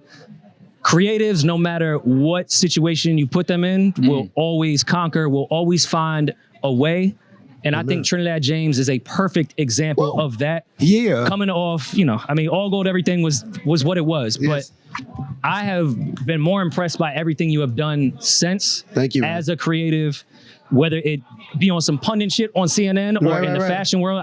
Shit, when we connected, we was at the Gucci store or some shit at an event. Like, come on. Everything you've been doing outside of when you popped off, I think has been incredible. Thank you, man. Truly, truly appreciate it. It's been a journey. This is actually year 13 for me. Wow. Damn, 13 years already? 13 years, bro. Shit. And it feel like 3. Yeah, it moves fast. It moves fast. Really, really fast. And you learn a lot about self. You learn a lot about life in this fantasy world of entertainment.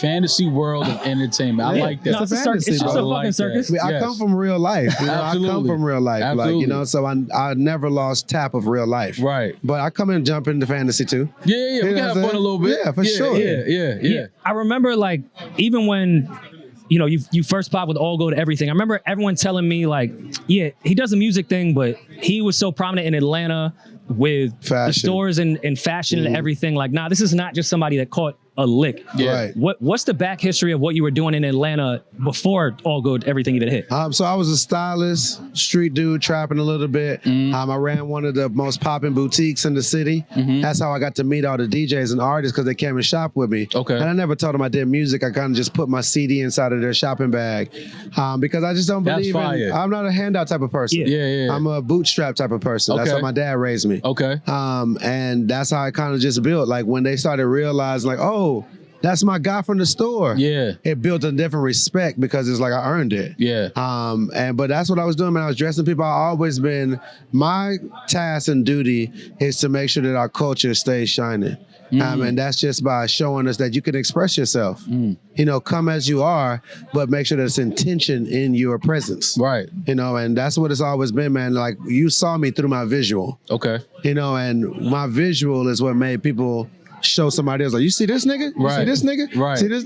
It's like, and that's because it's like, it brought life into what we needed. Sometimes you don't know what we need, but God gave me the energy and I guess the presence to be that of like, oh, look at the artists that we get now after 2012 to now, 2025, 13 years later. You're right. Of like, just new type of R&B where they don't have to show their face no more. They don't got to be pretty. Right. They don't, what I'm saying? Yeah. Like, you can be who you are and let your talent be the star. Right. It's pretty dope, man. What's some of your earliest memories growing up of BET? Like, what was some of the shows that you was tapped in with? Like, cause none of us grew up and you couldn't go in our homes and not see BET on television. But what was some of your earliest memories of BET? Oh, I mean, the biggest moment is the first time I'm laying in the bed with a girl that I spent the night with. She was a dancer. Shout out to her. Okay. I wake up in her bed. I think it was my first time being with a dancer. Okay. First time, not his last time. Yeah, very first time being with a dancer. In that capacity. Yeah. And she Cuddling, was like, of course. Huh? Cuddling, of course. Of course. We don't fornicate. Yeah. Right. Who does that? Yeah. Am I right? Yeah. Nobody from Trinidad would ever do that. Throw that thing away. And she wakes me up like, you on TV? And I'm on BET Jams, and they playing it like back to back to back. And I was like, oh man, because I grew up looking at BET Jams. Right. And so, that was like the first little piece of, all right. Yeah. I think something is changing in my life. And it's all for the better because people are happy for me. Right. People who don't know me. She didn't know me. Right. You know what I'm saying? But when I came in that strip club, it felt like she did. Right. And we spent the night together. So we did. If you don't have to pay for it, then yeah, maybe we gonna cuddle, Right, exactly. You gotta cuddle all night if you're gonna cuddle. All night. You gotta cuddle all night. Come on now. Yeah. Obviously, we have people like, rest in peace to Virgil, currently with Salahi and everything that he's doing. What is brand partnerships with fashion missing right now with the actual creatives and designers currently in 2025? Because I feel like we catch a good one, like with Salahi, what he's doing is amazing, but there's so much disconnect in between. It's only so many spots. Until more people make brands that are successful, the brands that are successful could only pick so many black people to do it. It's not like it's a black brand.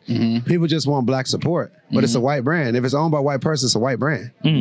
Then that's real. That's fine. fact, That's yeah. totally fine. Yeah. Like if a white person owns it, that was made for his people. Right. Or whatever. But if other people support, we have beat the matrix. Yeah. Right. Because now I get black money and white money. But a white person could always get white money. Right. A black person can't always get white money.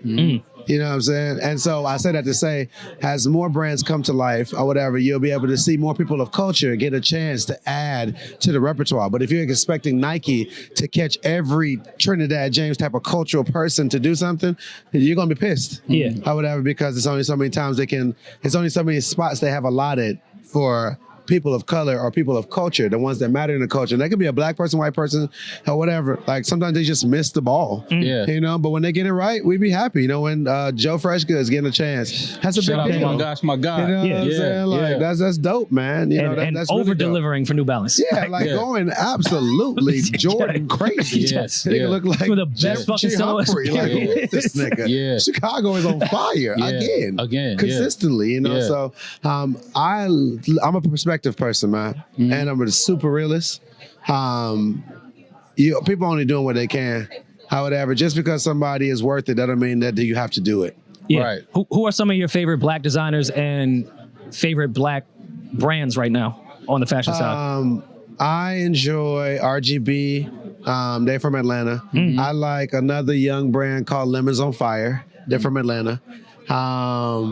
Lemons on Fire? Yeah, Lemons on Fire. I like the name. Yeah, it's crazy. I was like, what? That's hard. Give me this. Yeah, that's Guys hard. are cool. Yeah. I just opened the store too. I was like, yo, I want to carry y'all in my store. Okay. I got a clothing store in Atlanta. Black designers. Who else do I love? We said Joe already. I'm biased to Joe. Slay's a really good shoe designer. So like, Slay is my guy.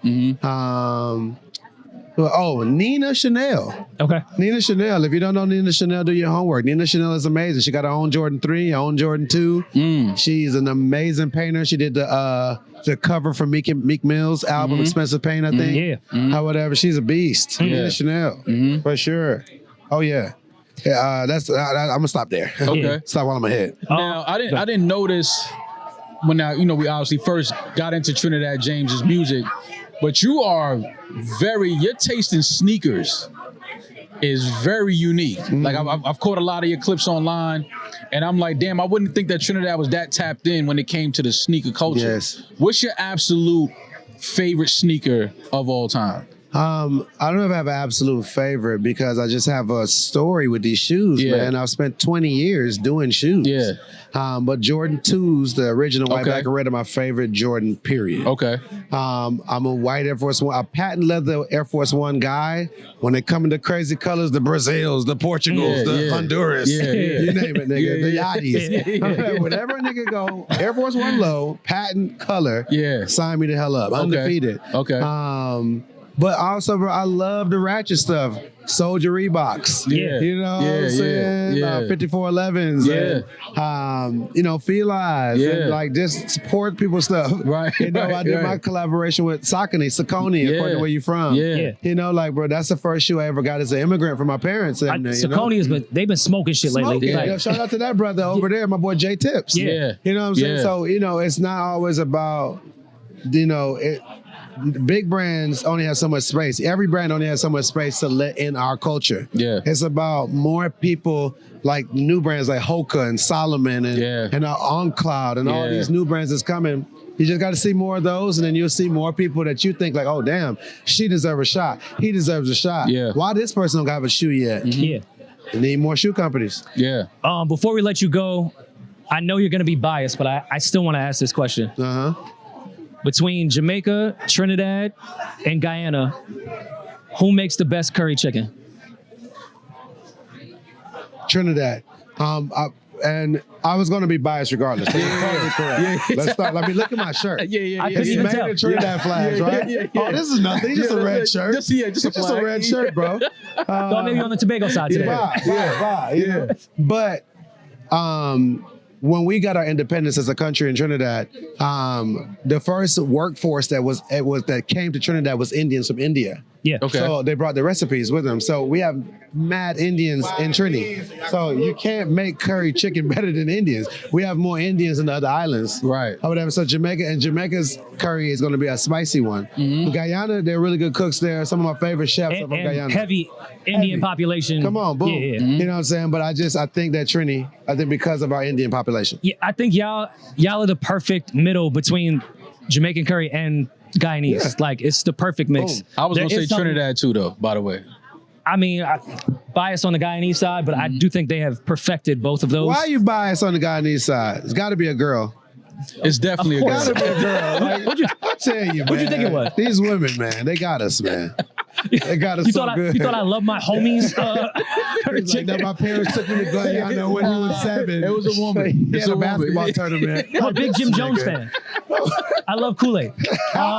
I went to Georgetown University. Yeah. That was so many entendres. I should be a rapper. Anyways, Yes. I will say you guys have the best carnival, Oh, yeah. and it's probably not even close. Top of the Oh, top. Carnival, yeah. Top Trinidad of the top. is Definitely We do Trinidad. is that even like debatable at this point? Yeah. I mean, people from Brazil might have something to say about that, but in the West Indies, like Brazil West has Indies. more people. So Yeah. if you have more people, you have more power. yeah, Period. yeah. You got it. But Trinidad On Carnival, the West Indies and yeah, the Caribbean, if you're not Brazil, Yeah. we are number one. That's and a we fact. created the steel pan. yeah, So yeah, it's like, that's the last hand instrument that's got developed and created in the 20th century. exactly. Come on. Yeah, no, I'm Trinidad Carnival. The big by far. vibes. Absolutely. Trini massive. Yeah. I know you spent so much time in New York. How much did you really tap in with the West Indian culture in? On and off. Like in my artist time, I spent way more time. When I was young, bro, I didn't have no green card. I wasn't tapped into having fun. Yeah. I was trying to You survive. try to be tapped out. Yeah. You don't know me. I'm just not trying here to right get to now. school. Yeah. Go to school. You Yeah. know what I'm saying? So like as a young person, man, when you grow up in a Trini household, you don't have to go out there looking for more validation from other Caribbeans because my household is Caribbean. And I was really born in it, you know? My father's born in Tobago, my mother's born in Trinidad. You know, when we came to this country, we went to Jacksonville, Florida. Then when we got down to hard times, we came to Queens, New York, and we lived with my uncle. That's more Trinis. Yeah, absolutely. So I'm in Little Trinidad Yeah. inside of my uncle's house who passed away, rest Uncle Eddie. You know, but now as an entertainer, you know, being able to be front, like last year I hosted the Caribbean Music Awards. Like I presented an award. They hit me up to do that. It's like, I took pride in that. You know, I showed up looking like it because it is a big deal to be Trinidad James. You know, the things that I go through that are not good,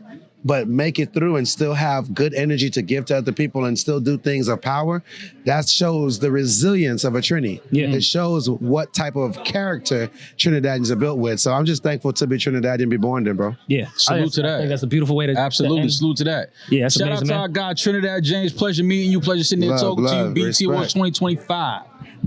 Boom. That's great, man. All right, Rory, we back. BET Awards 2025, sitting with some Yes. of our favorites. This guy here, this friends is- and family. Friends and family. This is family. Never since the word. We with our God, a legendary hitmaker. Hitmaker. How you feeling, family? Man, I feel good. I gave y'all some relief for the phony kicking it, bro. Yeah, oh God, man, thank you. I looked up and saw I burger. I'm like, oh yes, man, we can really just kick it and have a I good brought time. my artist with me, What man. you got with you? Go ahead, love. My name is Toyan, all the way from Montego Bay, Jamaica. Montego Bay. Okay. She got that total vibe hit. I see what you're doing. That's that total Bring it back. vibe. Shortcut. Yeah, The all man. black. You know what I'm saying? Yeah, I see it. Little Okay. Tony Braxton. There you go. Jamaican Ron Tony E Braxton from is Long crazy. Island, New York. Long Island, New York. Long Island. LI. Let me say it a little louder, you know what I mean? Long Island. Yeah. What's up with this Long Island thing? Like, we've been doing interviews and people been like, yo, do y'all not consider Long Island, New York?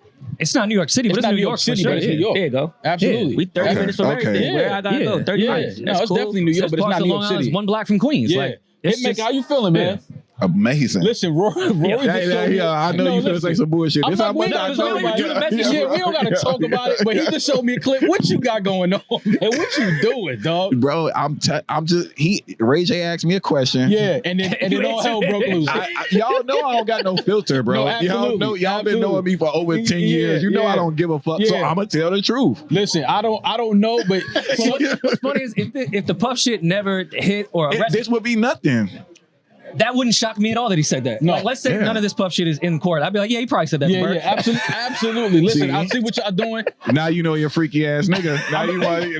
Now y'all on my truth. Now y'all want to judge my truth. No judging. But I think you and Ray J. He put me in an intimate headlock one time. Yeah.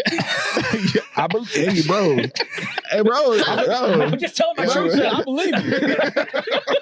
I was in those same arms. That is crazy. Listen, you and Ray J look like y'all might be on y'all look like y'all need your own show, man. That's really what I thought after that. I was like, the Berg and Ray J show like might y'all need to happen. personalities, that's must see TV. Yo, I ain't gonna lie. Must-see TV, dog. We got so many stories and just so much history. I believe it. Bro, the nigga is so crazy. We were in Atlanta. He took Whitney Houston a compound. Or Whitney Houston. bro, listen. Ray J. Bro, we in there and we in the SUV. Whitney's so gangster. Me and Ray J was performing Sexy Kinda at the compound randomly. Yeah. She's so gangster. She sent the security. They came and got like the Magnum Patron silver. Whitney was drinking Patron out the gallon Magnum, bro, in the truck with us. Look at the stories they got. You can't make this shit up. You cannot make something like that up. Yo, how is there no footage of Whitney Houston at the compound? Bro, I think it's a picture, man. Dre Sinatra, I think he got a picture of this shit, man. We need that picture if you got it, man. Is Compound even still open? No. Compound is legendary. That's been closed for some years now. But Hitmaker, listen, man, we don't use the word legends with everybody. You are obviously a legend in every sense of the word. Damn, thanks, bro. How is it now? You got your new artist with you. What's coming, man? Because we always know you in the studio. Hit gonna be working. Yeah. Well, I got partnerships with 6 different artists right now. Toy and Ron are 2 of them. Tink, of course, is one of them. We got a new record with her that's about to drop with Bryson Tiller. Videos in the can done already, so that's gonna be exciting. And then Ivory Scott is another one of my artists. Dream Doll, I just did a partnership with too. And this record that she's about to drop, I'm gonna be honest, Dream Doll's out rapping all these rap women right now. We her rapping for real, and I was impressed. We brought that up like 2 or 3 episodes ago, just because we was talking about the Tory Lanez shit, which I don't want to talk about. But I was like, do y'all remember like Dream Doll? Like her bars are different. Yeah, like that girl could rap. Yeah, she could really rap. She had Beijing all in her legs. That was bugged out. Like everyone needs to revisit that diss record. That was of the era. That's making a top 10 diss record of this era. Like she went nuts. So I'm excited to hear. Then look, I got a curveball. Pause. Angela Simmons, aka Angela Renee. She got something that she's doing. It's not rapping or singing, but it's something very interesting. She could probably tell y'all more. But we got a record with Jadakiss that's about to drop. I got a partnership with her as well. Love it. Yo, look at the shit he just be doing. Yeah, Angela Simmons, Jada got a record with Jada. It's about to drop. Don't worry about it. It's coming soon. How did this connection happen? Man, when I was at Atlantic, y'all remember I was working at Atlantic, then working at Empire, and like after I sold a portion of my catalog, I was just like, man, I want to invest in like really build my own thing, because I've had an opportunity to break other artists with my sound and with my vibe. Y'all know I was doing the flips, and everybody kind of came and like got on that type of time. So like right now, the really importance to me as a producer is to break these artists with my own sound, with what we're doing, what we're creating in the studio 24/7. So it's a new journey. I'm excited. How outside of just being a producer, on the exec side, while you're making these records, what are you keeping in mind? Because you've broken a lot of artists, you've revamped a lot of legends' careers. Absolutely. What is in your mind when you're actually making these records? What would Rory do? No, because I know you lying. Because we constantly talk about. Hold on. I constantly, when I play something like, I love it, but you ain't gonna like it. Yo, like since we want to talk about bullshit, why did Rory do that with Hit Boy? Oh, let's talk about it. Why did Rory do that? I'm glad we definitely sort of had a reconciliation. I think Ed Clemens put us on. Yeah, for sure. So here's the thing, which I did apologize. I'm like, Rory's my friend. Why would you do this? Okay, I went about something wrong. I will admit. I will always admit when I'm wrong. I can't remember none of this shit. I'll break it down in a very quick way. So I was in with Hit Boy, in Baisley. Okay. He played me him and Alchemist's project.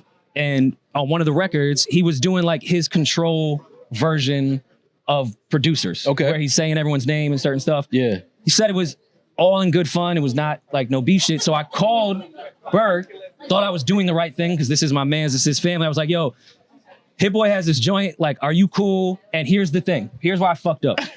I left out a part that in my mind didn't matter that much until he broke it down to me and I realized I was wrong. He brought up a certain situation that happened in Berg's past in the jab, I can see why Berg was mad that I posted it. I thought it was in good fun. Okay, I remember that. And I was like, I I remember that. checked in with him, Yeah. told him what it was. Yeah. But then when you explained the shit to me later, like, dog, he's talking about an event that's not funny to me. I was like, you're right. So Yeah. I did fuck up I in remember that that. regard. Okay. I thought it was good fun and didn't take into consideration that specific part of it. So yeah, I was wrong. I was And wrong we as fuck. love everybody. We love Hit Boy. He's not on the Absolutely. radio, and I'm on the radio 24/7, and that's just what the reality of things is. Seaberg, Yeah. we just got to a And- good space. but here was my thing too. Like, it was off the heels of you doing the Hot 97 shit, right? And I wasn't saying nothing wrong. I just said I make radio records. He's a legend. I love Hit Boy. We've talked before. We've talked about collab and all of that stuff. I said my forte is radio records. That's what I do. Okay. Niggas in Paris, he got legendary records. Ain't nobody taking nothing from him. But you over here, he's doing that. And he took it and went and ran left with it. You know what I'm saying? We do that. We do that often, man. Like it's all just like ego miscommunication sometimes just happens, but I mean, obviously, like y'all are both legends in every aspect of the word. Hit maker, Hit Boy. I mean, shit. Do my album. Either one of you niggas, please. No, Rory got to do it. Yeah. I would love for Rory to do my album. Let me just talk my shit for about 12 tracks. I don't even think he's your friend because he hasn't done your album yet. Bro, like this nigga, they're giving this nigga all heavily critical acclaim. Like what we sketch talking that about? we've done where I'm rapping. I rap on our pod now. I'm doing Pusha T shit. I try to get Maul to rap all the time. Yeah, he does try to get me to rap, but I ain't rapping. I just want to talk some shit. I just want to talk shit. Bro, Let me just go talk under shit. the bed, reach in a shoebox mall, and pull that Rockefeller chain out and get in the booth, my nigga. What's up? And like I know some of Maul's history. He wouldn't be lying in his rhymes like some No, I rappers. definitely Like, wouldn't. But the statute of limitations on all Maul that got shit, bricks. please. Maul didn't have bricks. I ain't got nothing. Let's talk about your new artist, the beautiful Toyin. Yeah. Montego Bay. Yeah. What we got? What can we expect to hear something from Toyin? Because the look is immaculate. I'm seeing it. Thank you so But I want to much. hear what you got for us. Thank you. I mean, you can look out for my new single Yeah. called Freak coming out this month. Yeah. It's really something special. I feel like we figured out, we've been in the studio locked in and we kind of figured out how to kind of fuse together R&B and dancehall, a little bit of what Hit does and, my culture. And I feel like it really hasn't been done this way before. And I'm really excited for people to hear it. I feel like there's a whole new lane that we've created. And I'm really excited about it. Well, you with Hit, so I know the music is going to be Hell incredible. yeah.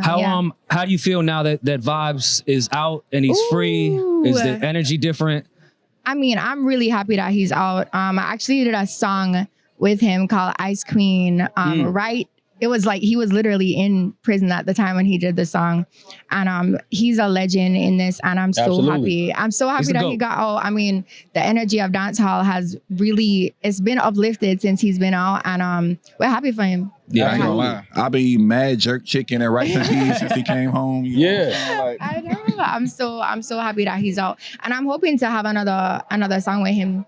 I'm sure it'll happen. Yeah. It'd be The remix of this Freak record. And if y'all know me, Freak, of course, it's a good sample on there. Oh, it's the old school Freak. Yeah. Oh, you flipped that? Yeah.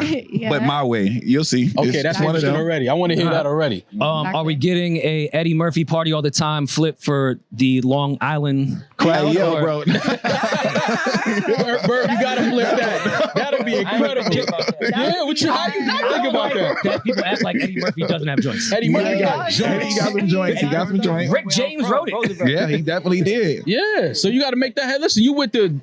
If anybody can chop it and make it sound palatable, it's this man right here. Yo, this guy though, incredible. We've like these are all new partnerships. A year, I think I've known both of them. In a year, Ron has he won a Grammy with Chris Brown on the 1111 album. He wrote the record Stutter on there. Congrats. And then, man, what else? Publishing deal, label deal, Grammy, top 10. He's wrote 3 or 4 top 10s right now, whatever. As a songwriter with me. So that boy moving. Hey, Bird found him a writer. He gonna keep the Avengers together, man. This nigga Bird gonna always do it. Even when he lose one to some bricks. He gonna give another one. Maybe cut that part out. I hate that I know y'all niggas, because I really want to talk. Well, thank you guys. I look forward to new music, everything you got going on. I'm happy that we could reconcile. Yeah, man. I wasn't sure if our Aunt Clemens FaceTime got it there, but I feel good, man. I know it's some shit whenever Bird call me, be like, yo, what's up with Rory? I'm like, what happened, man? I don't even know what's going on. Come on. But I'm glad that we was able to get everything to a better place. You know, I respect because we're family and we go through ups and downs, and that you sometimes have to respect bars when you're arguing with somebody. after I posted, I was at the airport, and him and I got on the phone. I don't know if it was text or on the phone when you said, "Oh, I see you got the clout you could use."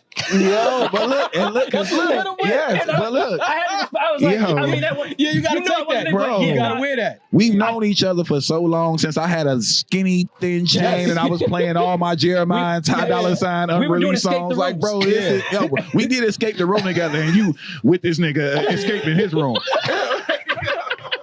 BET Awards 2025, man. I apologize, man. It's I made a all mistake. Oh my God. Appreciate you, man. All right, Rory, we're back. BET Awards 2025. And listen, we are sitting here with Fight Royalty. Facts. This is the undisputed women's heavyweight champion, Rory. This is no games being played here. At all. Everybody getting their ass whooped. July 26th. Yeah. Anybody that shows up to the fight getting their ass man, whooped. he's not fucking around.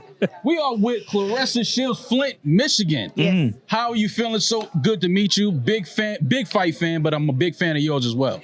Thank you so much. I feel really good. You know, I'm here because I'm nominated for the Sportswoman of the Year for the BET Awards. Absolutely. It's my first time. Yes. I won every other feel like you gonna win award. it. I feel like the award is yours. I feel something, but Yeah. I really have no idea. It's so Yeah. many great women who are nominated. Yeah. But hey, I guess we have to wait and see for tomorrow. But I'm really just happy just to be here. Now you took time off, I'm guessing, from your training schedule to be here at the BET Awards. Somewhat. I worked out this morning. Okay. So and I'm gonna work out again when I leave here. Okay. Oh, 2-a-days. Yeah. Shorty don't stand a chance July 26th. Claressa working out, coming to the media room, and then going back to work out. Yeah. We were talking to a lot of artists in the media room today about how important it is to not only be an artist, but you also have to know how to promote your music. Is it the same way in the fight world of not only do you have to be an amazing athlete, you have to be an amazing promoter? Is that something that's on the top of your mind as much as working out is? It's not my mind as much as working out is, but I know that it's very important. Yeah. And I think that it's not just about promoting a fight, but promoting your brand. So my brand is greatest woman of all time, the GWOAT, right? And so with that, it's like I have to give you the GWOAT of everything. I have to come here. I have to look really good. Like this morning, I had on a beater. I had on some shorts. I was running. I'm sweaty. I had my braids in. And then I show up here and I'm looking like a model type stuff. So you have to know how to balance it out. But for me, it's like, I have to promote all that. You know what I'm saying? So I'm promoting the fight. I'm promoting myself. I'm promoting my brand. And your brand will outlive your career anyway. That's just the truth about it. Yeah. What is some of the things Claressa Shields is doing away from the fight game? Like, obviously, you've dominated women's boxing. We all know the legend that you are in that field. But what are some of the things that Claressa Shields is doing that most people have no idea about? I think that they have no idea that I have 175,000 subscribers on YouTube. They have no idea. Right. But I make money off YouTube. Yeah. I'm streaming. I pray a lot. Okay. I love karaoke. Okay. And just, first of all, what's your go-to karaoke song? What's the go-to karaoke? Listen. Return to the Mat and Last Train to Georgia those are my two go-tos. Last Train to Georgia by Gladys Knight? Yes. Jesus Christ. That's my go-to. I didn't expect that. I'm sorry, Midnight Train to Georgia. Yeah. That's my go-to. What's your go-to karaoke? Listen, Tina Turner, What's Love Got to Do with It? Okay. Hey, listen, as soon as we get to the karaoke spot, I'm like, hey, you know what I'm here to sing. You know what I'm here for. You know who just entered the spot. Right. So we're at the BET Awards 2025. Growing up in Flint, what were some of the shows that Claressa was watching on BET? Oh my God, I grew up watching 106 in Park. Okay. Mr. 106 Bow Wow and Jermaine Dupri will be performing at the BET Awards. Yeah. That's what's up. I watched the BET Awards. Yeah. I freaking watch Nickelodeon. I watched a lot of stuff on BET. I can't even. It's so many things that don't really exist no more. Yeah. Rap City's gone. I mean, they need a 106 revamp. It was so much stuff that I watched from BET, but definitely I can remember like all the award shows, the Grammys. Yeah. You know what I'm saying? Yeah. Like I watched all that stuff growing up. Can you speak to the state of Michigan and what it means to professional boxing? Yeah, because it's Michigan is known for the fight game. Michigan is a fight town. Absolutely. You know, and I have to say that Flint is shaped like a glove. So Yes, it's it is. definitely shaped like Yes. Flint is definitely Yeah. a fight town. I I think that it takes the right fighters to bring fight fans together inside of Michigan. So before me, it was Tommy Hearns. I think Tony Harrison had some things he was doing. You know, Joe Lewis is from there. Sugar Robinson. We had some great fighters, but I'm the first female from Detroit to actually bring the eyes that I've brought. Absolutely. And I mean, well, I'm from Flint, but to bring it to Detroit, and I feel like it's just a huge fight town. If I fight in Flint, Detroit, or any of the surrounding areas, the fight go crazy. You know? So it's definitely a fight town, and we have some of the best fighters in the world that come out of Michigan. So July 26th, you are fighting in Detroit. Yeah, at Little Caesars Arena, 19,000. Crazy. Rick Ross is walking me out. I know it's going to be sold out. Is it going to be an original record, or is he doing one of the regular Ross records? Is he something from scratch on the walkout? Is he going to be rapping? Yeah, but what do you mean from scratch? Is it a new song? No, it's not a new song. Gotcha. Okay. No. It's going to be a few different ones. I'm going to mix them up in a collage or whatever. I love that. Yeah. But I don't even know which song, because it takes a certain song to get me ready for a fight. Listen, I just want to know with the Detroit BMF connection, like, I feel like BMF has to be the one. You very smart. Got to do that. You got to do it's BMF. not only right. Little Caesars, like you have to do BMF. At least start with BMF. But I love the idea of doing a medley of a bunch of different Ross records. Yeah.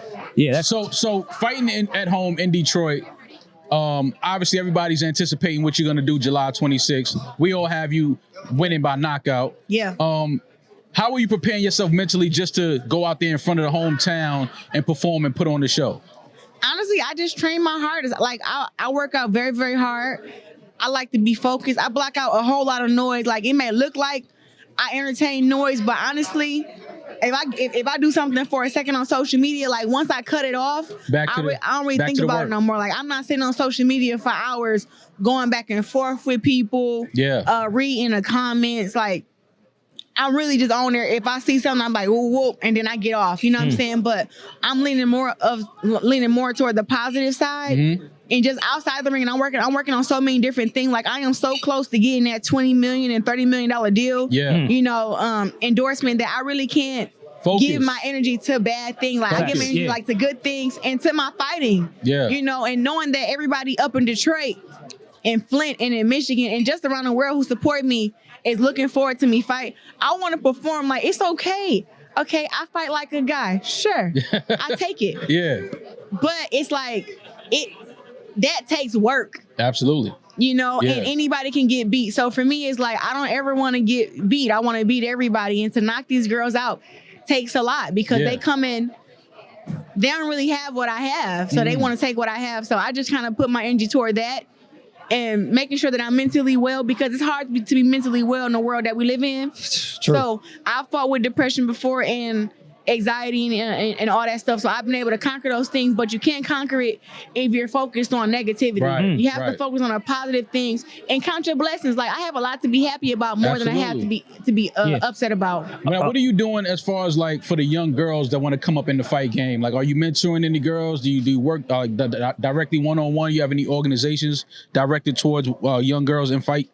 So my 501c3 is Shields Community Outreach Corporation. Okay. And I trained over 2,000, 3,000 kids in Flint, Michigan. Love that. And I use that corporation to do like big Christmas giveaways, Thanksgiving giveaways, hats and coats giveaways, Easter giveaways, Easter egg hunt, bikes. I wasn't able to do, I've kind of been on pause for this year because I'm getting everything that I need to get in my life together. But as far as in every year before now, I have done it every year. And that's more of what I do. So I am going to get back more into training kids, and I don't just train girls. Right. I also train the boys too. Okay. So my little niece, she's 5 years old. She boxes. Okay. My nephew Bradford is 11. He boxes. My little nephew Gemini, he's 8. And he know how to fight too, but he won't do gymnastics. So whatever. But that's a combo of having someone that can do gymnastics and fight is the most dangerous human being on earth. It's crazy. He taught himself how to do a backflip. So this dude is pretty special. You know, and how to ride a bike. Gemini is very, very special. But yeah, I like training kids. So I was training kids from the ages of 8 till 16. That's amazing. Before we let you go, I have mixed feelings on the YouTube celebrity boxing thing, the exhibition fights. How do you feel about that entire thing? I think it does bring a lot of money and attention to boxing in a time when it's been odd of what's being promoted and what's not. So I think it does some good. but it's also amateur fighters that are probably getting more money than professional fighters at the current moment. How have you felt about that? And my last follow-up question, Jake Paul, round 1, you think you knock him out? Okay, so your first question. Listen, it is boxers' job to build their brands. Yeah. And that's something that I actually learned from Jake Paul. Like, I didn't learn about the brand, but I'm like, I have to ask myself, how did this dude come out of YouTube and start boxing and make all this money? Incredible businessman. Like, I got 17 world titles. I won the Olympics not once, but twice. Twice. I got 17 world titles, 5 different divisions, undisputed 4 different times. So I'm like, how is he making millions of dollars and I'm making only $1 million? So I had to see, you know, I'm very, very smart and I'm an observer. So I'm observing. I'm like, yo, he built his brand off of YouTube with 1 million subscribers. And then he just came to boxing and said, hey, all my fans from YouTube, come support me in boxing, because boxing is all about putting asses in seats, to be honest with you. That's how we make our money.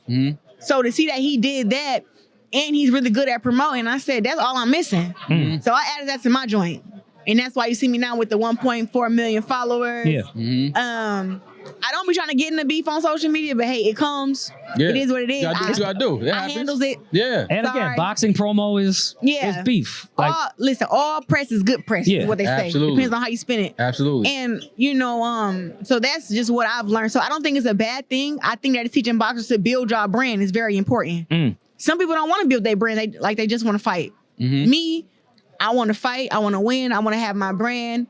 And I want to make millions of dollars outside the ring also. And I mean, the Paul brothers, even when we give them flack, I do appreciate that they have taken like the sport seriously. Like I think they're both great amateur fighters, but they're great fighters. Listen, I don't have nothing against Jake Paul, but he's smoking dope if you think he beat me in a fight. That just, it is what it is. Yeah, Claressa. I don't think it's last around, and I don't think you ever doing one of those invisible contracts where we decide it's gonna go 8. Listen, if he first of all, no knockout rule. First of all, Papoose will never allow me to get inside the ring with the man and actually fight them. I had Pat beating Jake Paul in the first round.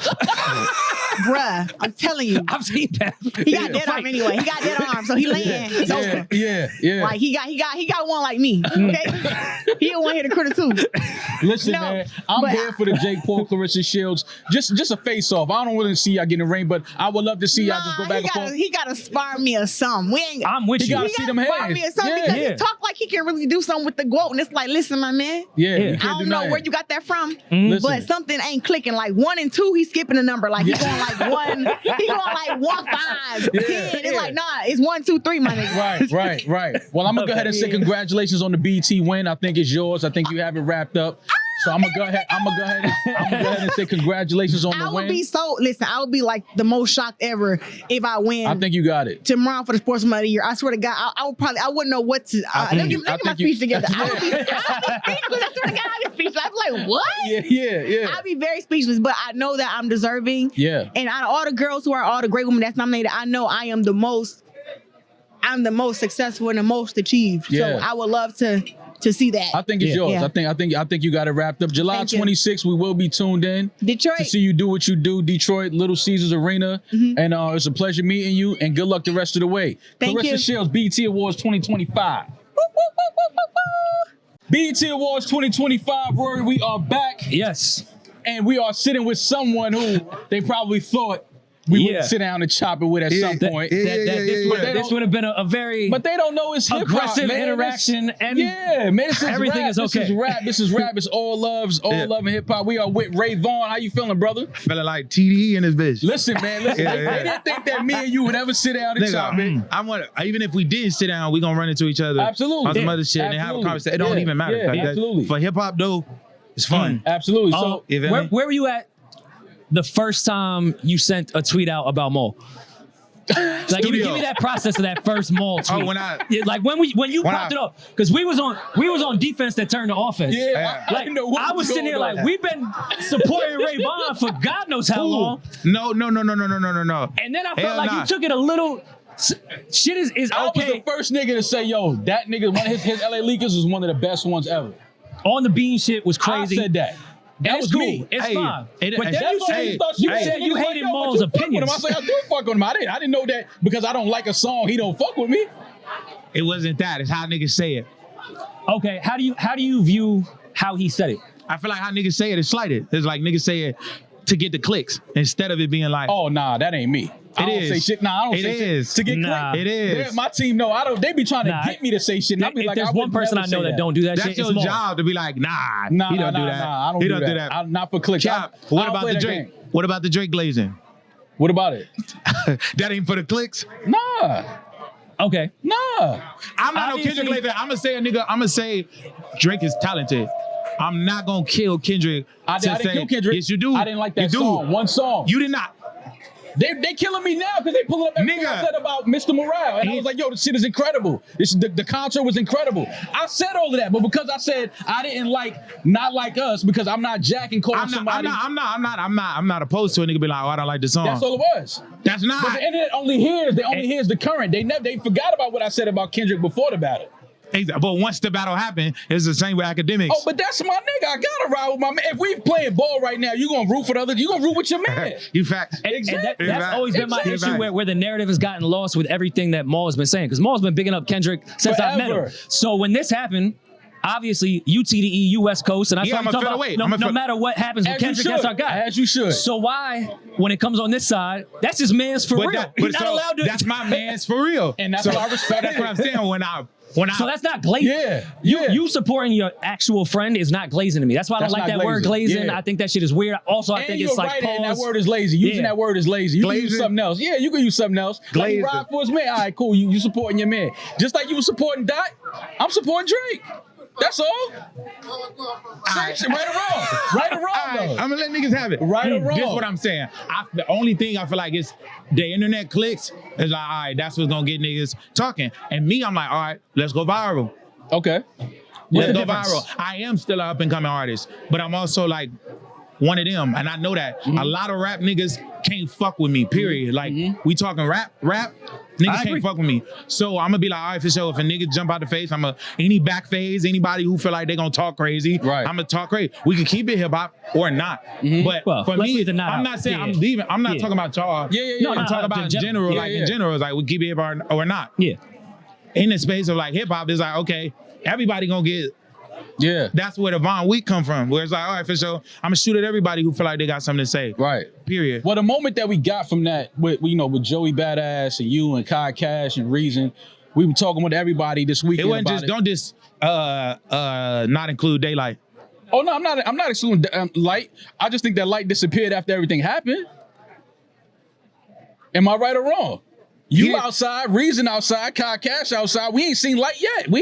But Light always been in the teammates for a week. Huh? Y'all was teammates for a week. No. We've been teammates for life. I know that nigga since battle rap. No, it's just Light. I fuck with him. We love Light. I fuck with Light. Huh? We love I feel like that nigga Light feel like he did what he had to do. That was his mission, and that's that. He out the way. The way he closed it out, I felt like Light. That was good for y'all. No, because then y'all get to be like, yeah, he washed all them niggas. No.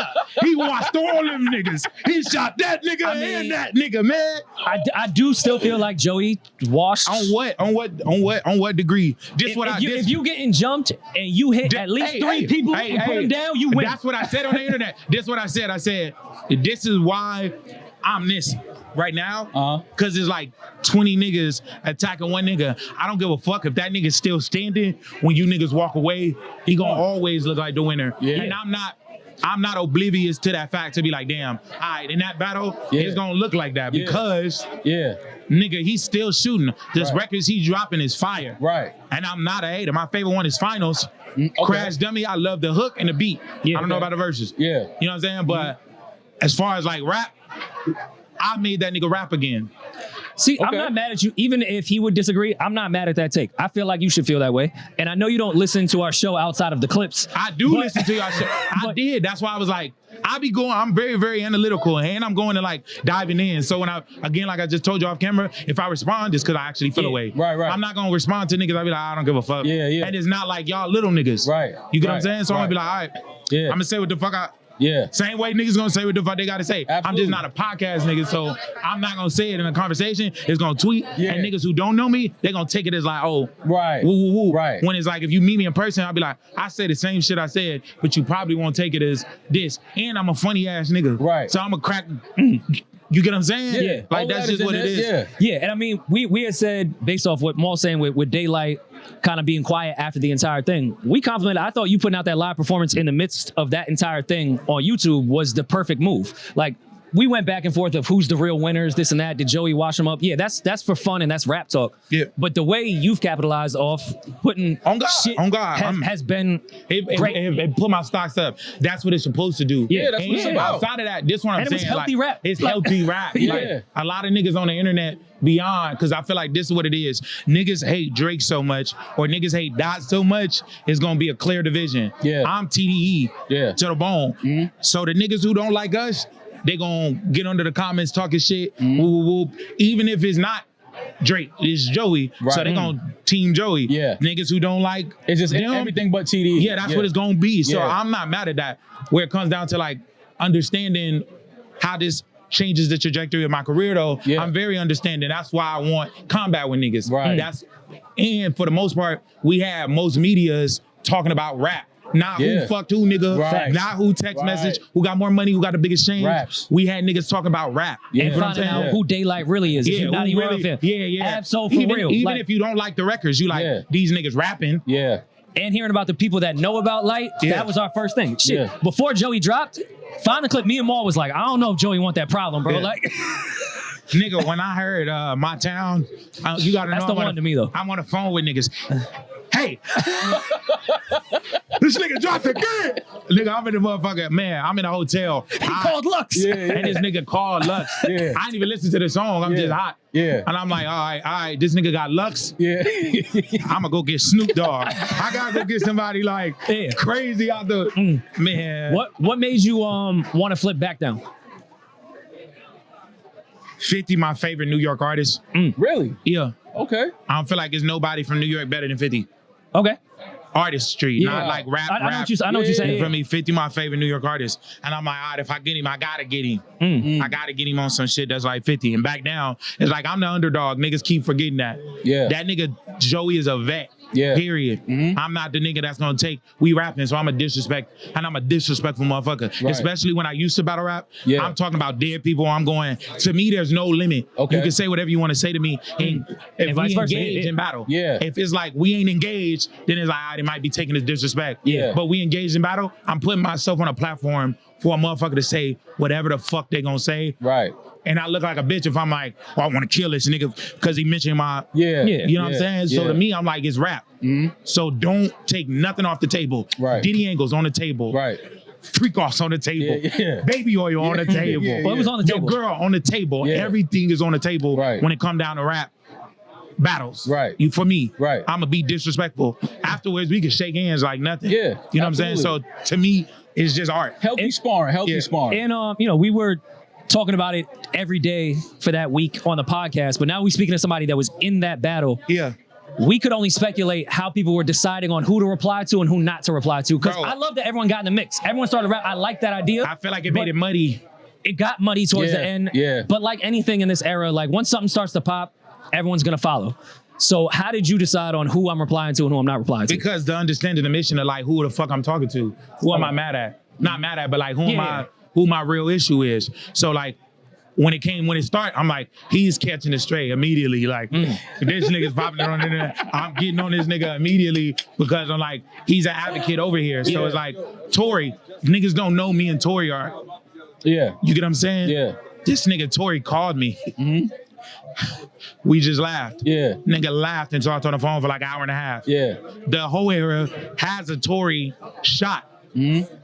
But, you know, I want that nigga to get better. You know what I'm saying? Like with all the shit that he been going through. It happened the day before I dropped, and I'm like, damn, I gotta change these lines. That's distasteful. Because Tory is really my friend. Right. You get what I'm saying? Right. So it's hip hop. Like, we looking at it like, oh, all right, now if I go do that and jump out the face, I jump out the face on niggas, they're gonna be like, damn, we not friends. Cause nigga, I'm going through some real life shit. And you think it's funny to rap about. It's not a bar. Yeah, it's not a bar, nigga. I think what y'all did was, first of all, y'all showed that a lot of the next wave up, y'all can still push the pen and really rhyme. But then y'all could also just keep it rap sport. Yeah. When we talk about niggas who killing niggas over raps, look how stupid you look. My stock didn't went up. I'm getting brand calls. I'm getting other shit. Just for dissing niggas. And you can do that and make money. You're doing that with high level raps because that has not been profitable lately. Yeah. Like the fact that you getting those calls because you was rapping well is something that needs Ain't to no be. gimmicks. Yeah. Ain't no funny shit. Right. It's like re-rapping. So, like I said, for sport, nigga, I respect the fuck out of it. Absolutely. I'ma shoot at niggas who I feel like, all right, that nigga, I gotta get him. Yeah. I can't let him. I Yeah. gotta get him. Yeah. It's like, so it's even if niggas don't rap, you got a platform. Right. You gonna respond because you gonna be like, Absolutely. who the fuck do this nigga think he is? And I know, and we knew what it was. I Yeah. was just like, all right, fuck it, I got to get some of these bars. I can't rap, so I got to talk. Like, this is what I do. I talk on my platform. But I just love the fact to see y'all get out, go at each other, and then talking to Reason and Kai, knowing that them behind the channels conversations happen. Yeah. Like him and Kai was communicating, like, yo, that shit was hard. I didn't talk. I ain't even hit Kai. I just ran into him. Yeah. And I'm like, all right. Yeah. But then his energy was good. Yeah. No, he's a good guy. He's a good dude. Yeah, for sure. absolutely. Absolutely. And I'm like, nigga, you the only nigga that I still- felt like yeah. beyond Joey. Yeah. I'ma shoot CJ all day because I'm like, Fair. Taking my New York bias off fair. Yeah. I get it. I don't give a fuck. I get it. Yeah, I'ma I get bleed it. CJ all I day. get Like, it. I get it. bro, Yeah. that nigga should have not. That nigga said he was in a 20v1 after you responded. That's actually funny. Get the fuck out the way. Yeah. You're not taking back phase. Yeah, I feel you. Before we let you go, Complex put out a list. LA rappers. LA rappers. Just as a rap fan, Fuck that list. How did you feel? Okay. I don't care about nobody list. I don't care about who feel like who is who. 'cause Well, Game put his out. everybody gonna have their own. I don't care about that He either. had his top 100 though. I feel like it is what it is. Niggas entitled to their own opinions. Yeah. Me, I don't care. Niggas gonna put me on the list wherever they want to put me. That ain't what I feel, so it don't matter. So what's next for Rayvon now? Post all of this. Now back it's and like, forth? I capitalize on the momentum. I feel like popping out over here where niggas are like, I wouldn't even think you would go sit down with them. Yeah. Because they think they don't know. Right. It's media. Right. It's hip hop. Right. If you ain't down, if you take shit personal, Right. you're gonna be broke This ain't the forever. space for you. Yeah, this ain't the this ain't the space for you. space. Yeah. You might walk past a nigga who didn't even know your face. Right. But he know your music. Right. That don't mean he don't fuck with you. Right. You get what I'm saying? Right. So I'm like very, very like, I'm trying to be more in the public eye when niggas be like, oh, I see that nigga. As far as TDE, that little nigga outside. Right. And so capitalizing on that with like singles that's about to come out, singles. On the project, Good, the Bad, the Dollar Menu, I didn't focus on those singles. Yeah. I just made sure niggas understand the platform. However niggas receive it. Now it's like, I have singles. I write for big artists. I've already done that. So it's like, all right, now we gonna focus on putting the singles out. So now I have a foundation for niggas to come back to. Yeah. When next time you in New York, you got to come by the studio so we can do a real proper sit down conversation, talk about all the new music you got coming out. It's a pleasure to meet you. Yeah. It's away from the internet, away from the words. It's just rap. It's just shit talking. I respect you. Love everything you're doing. And Rory and Maul support Rayvon. Yeah. My guy. Hey.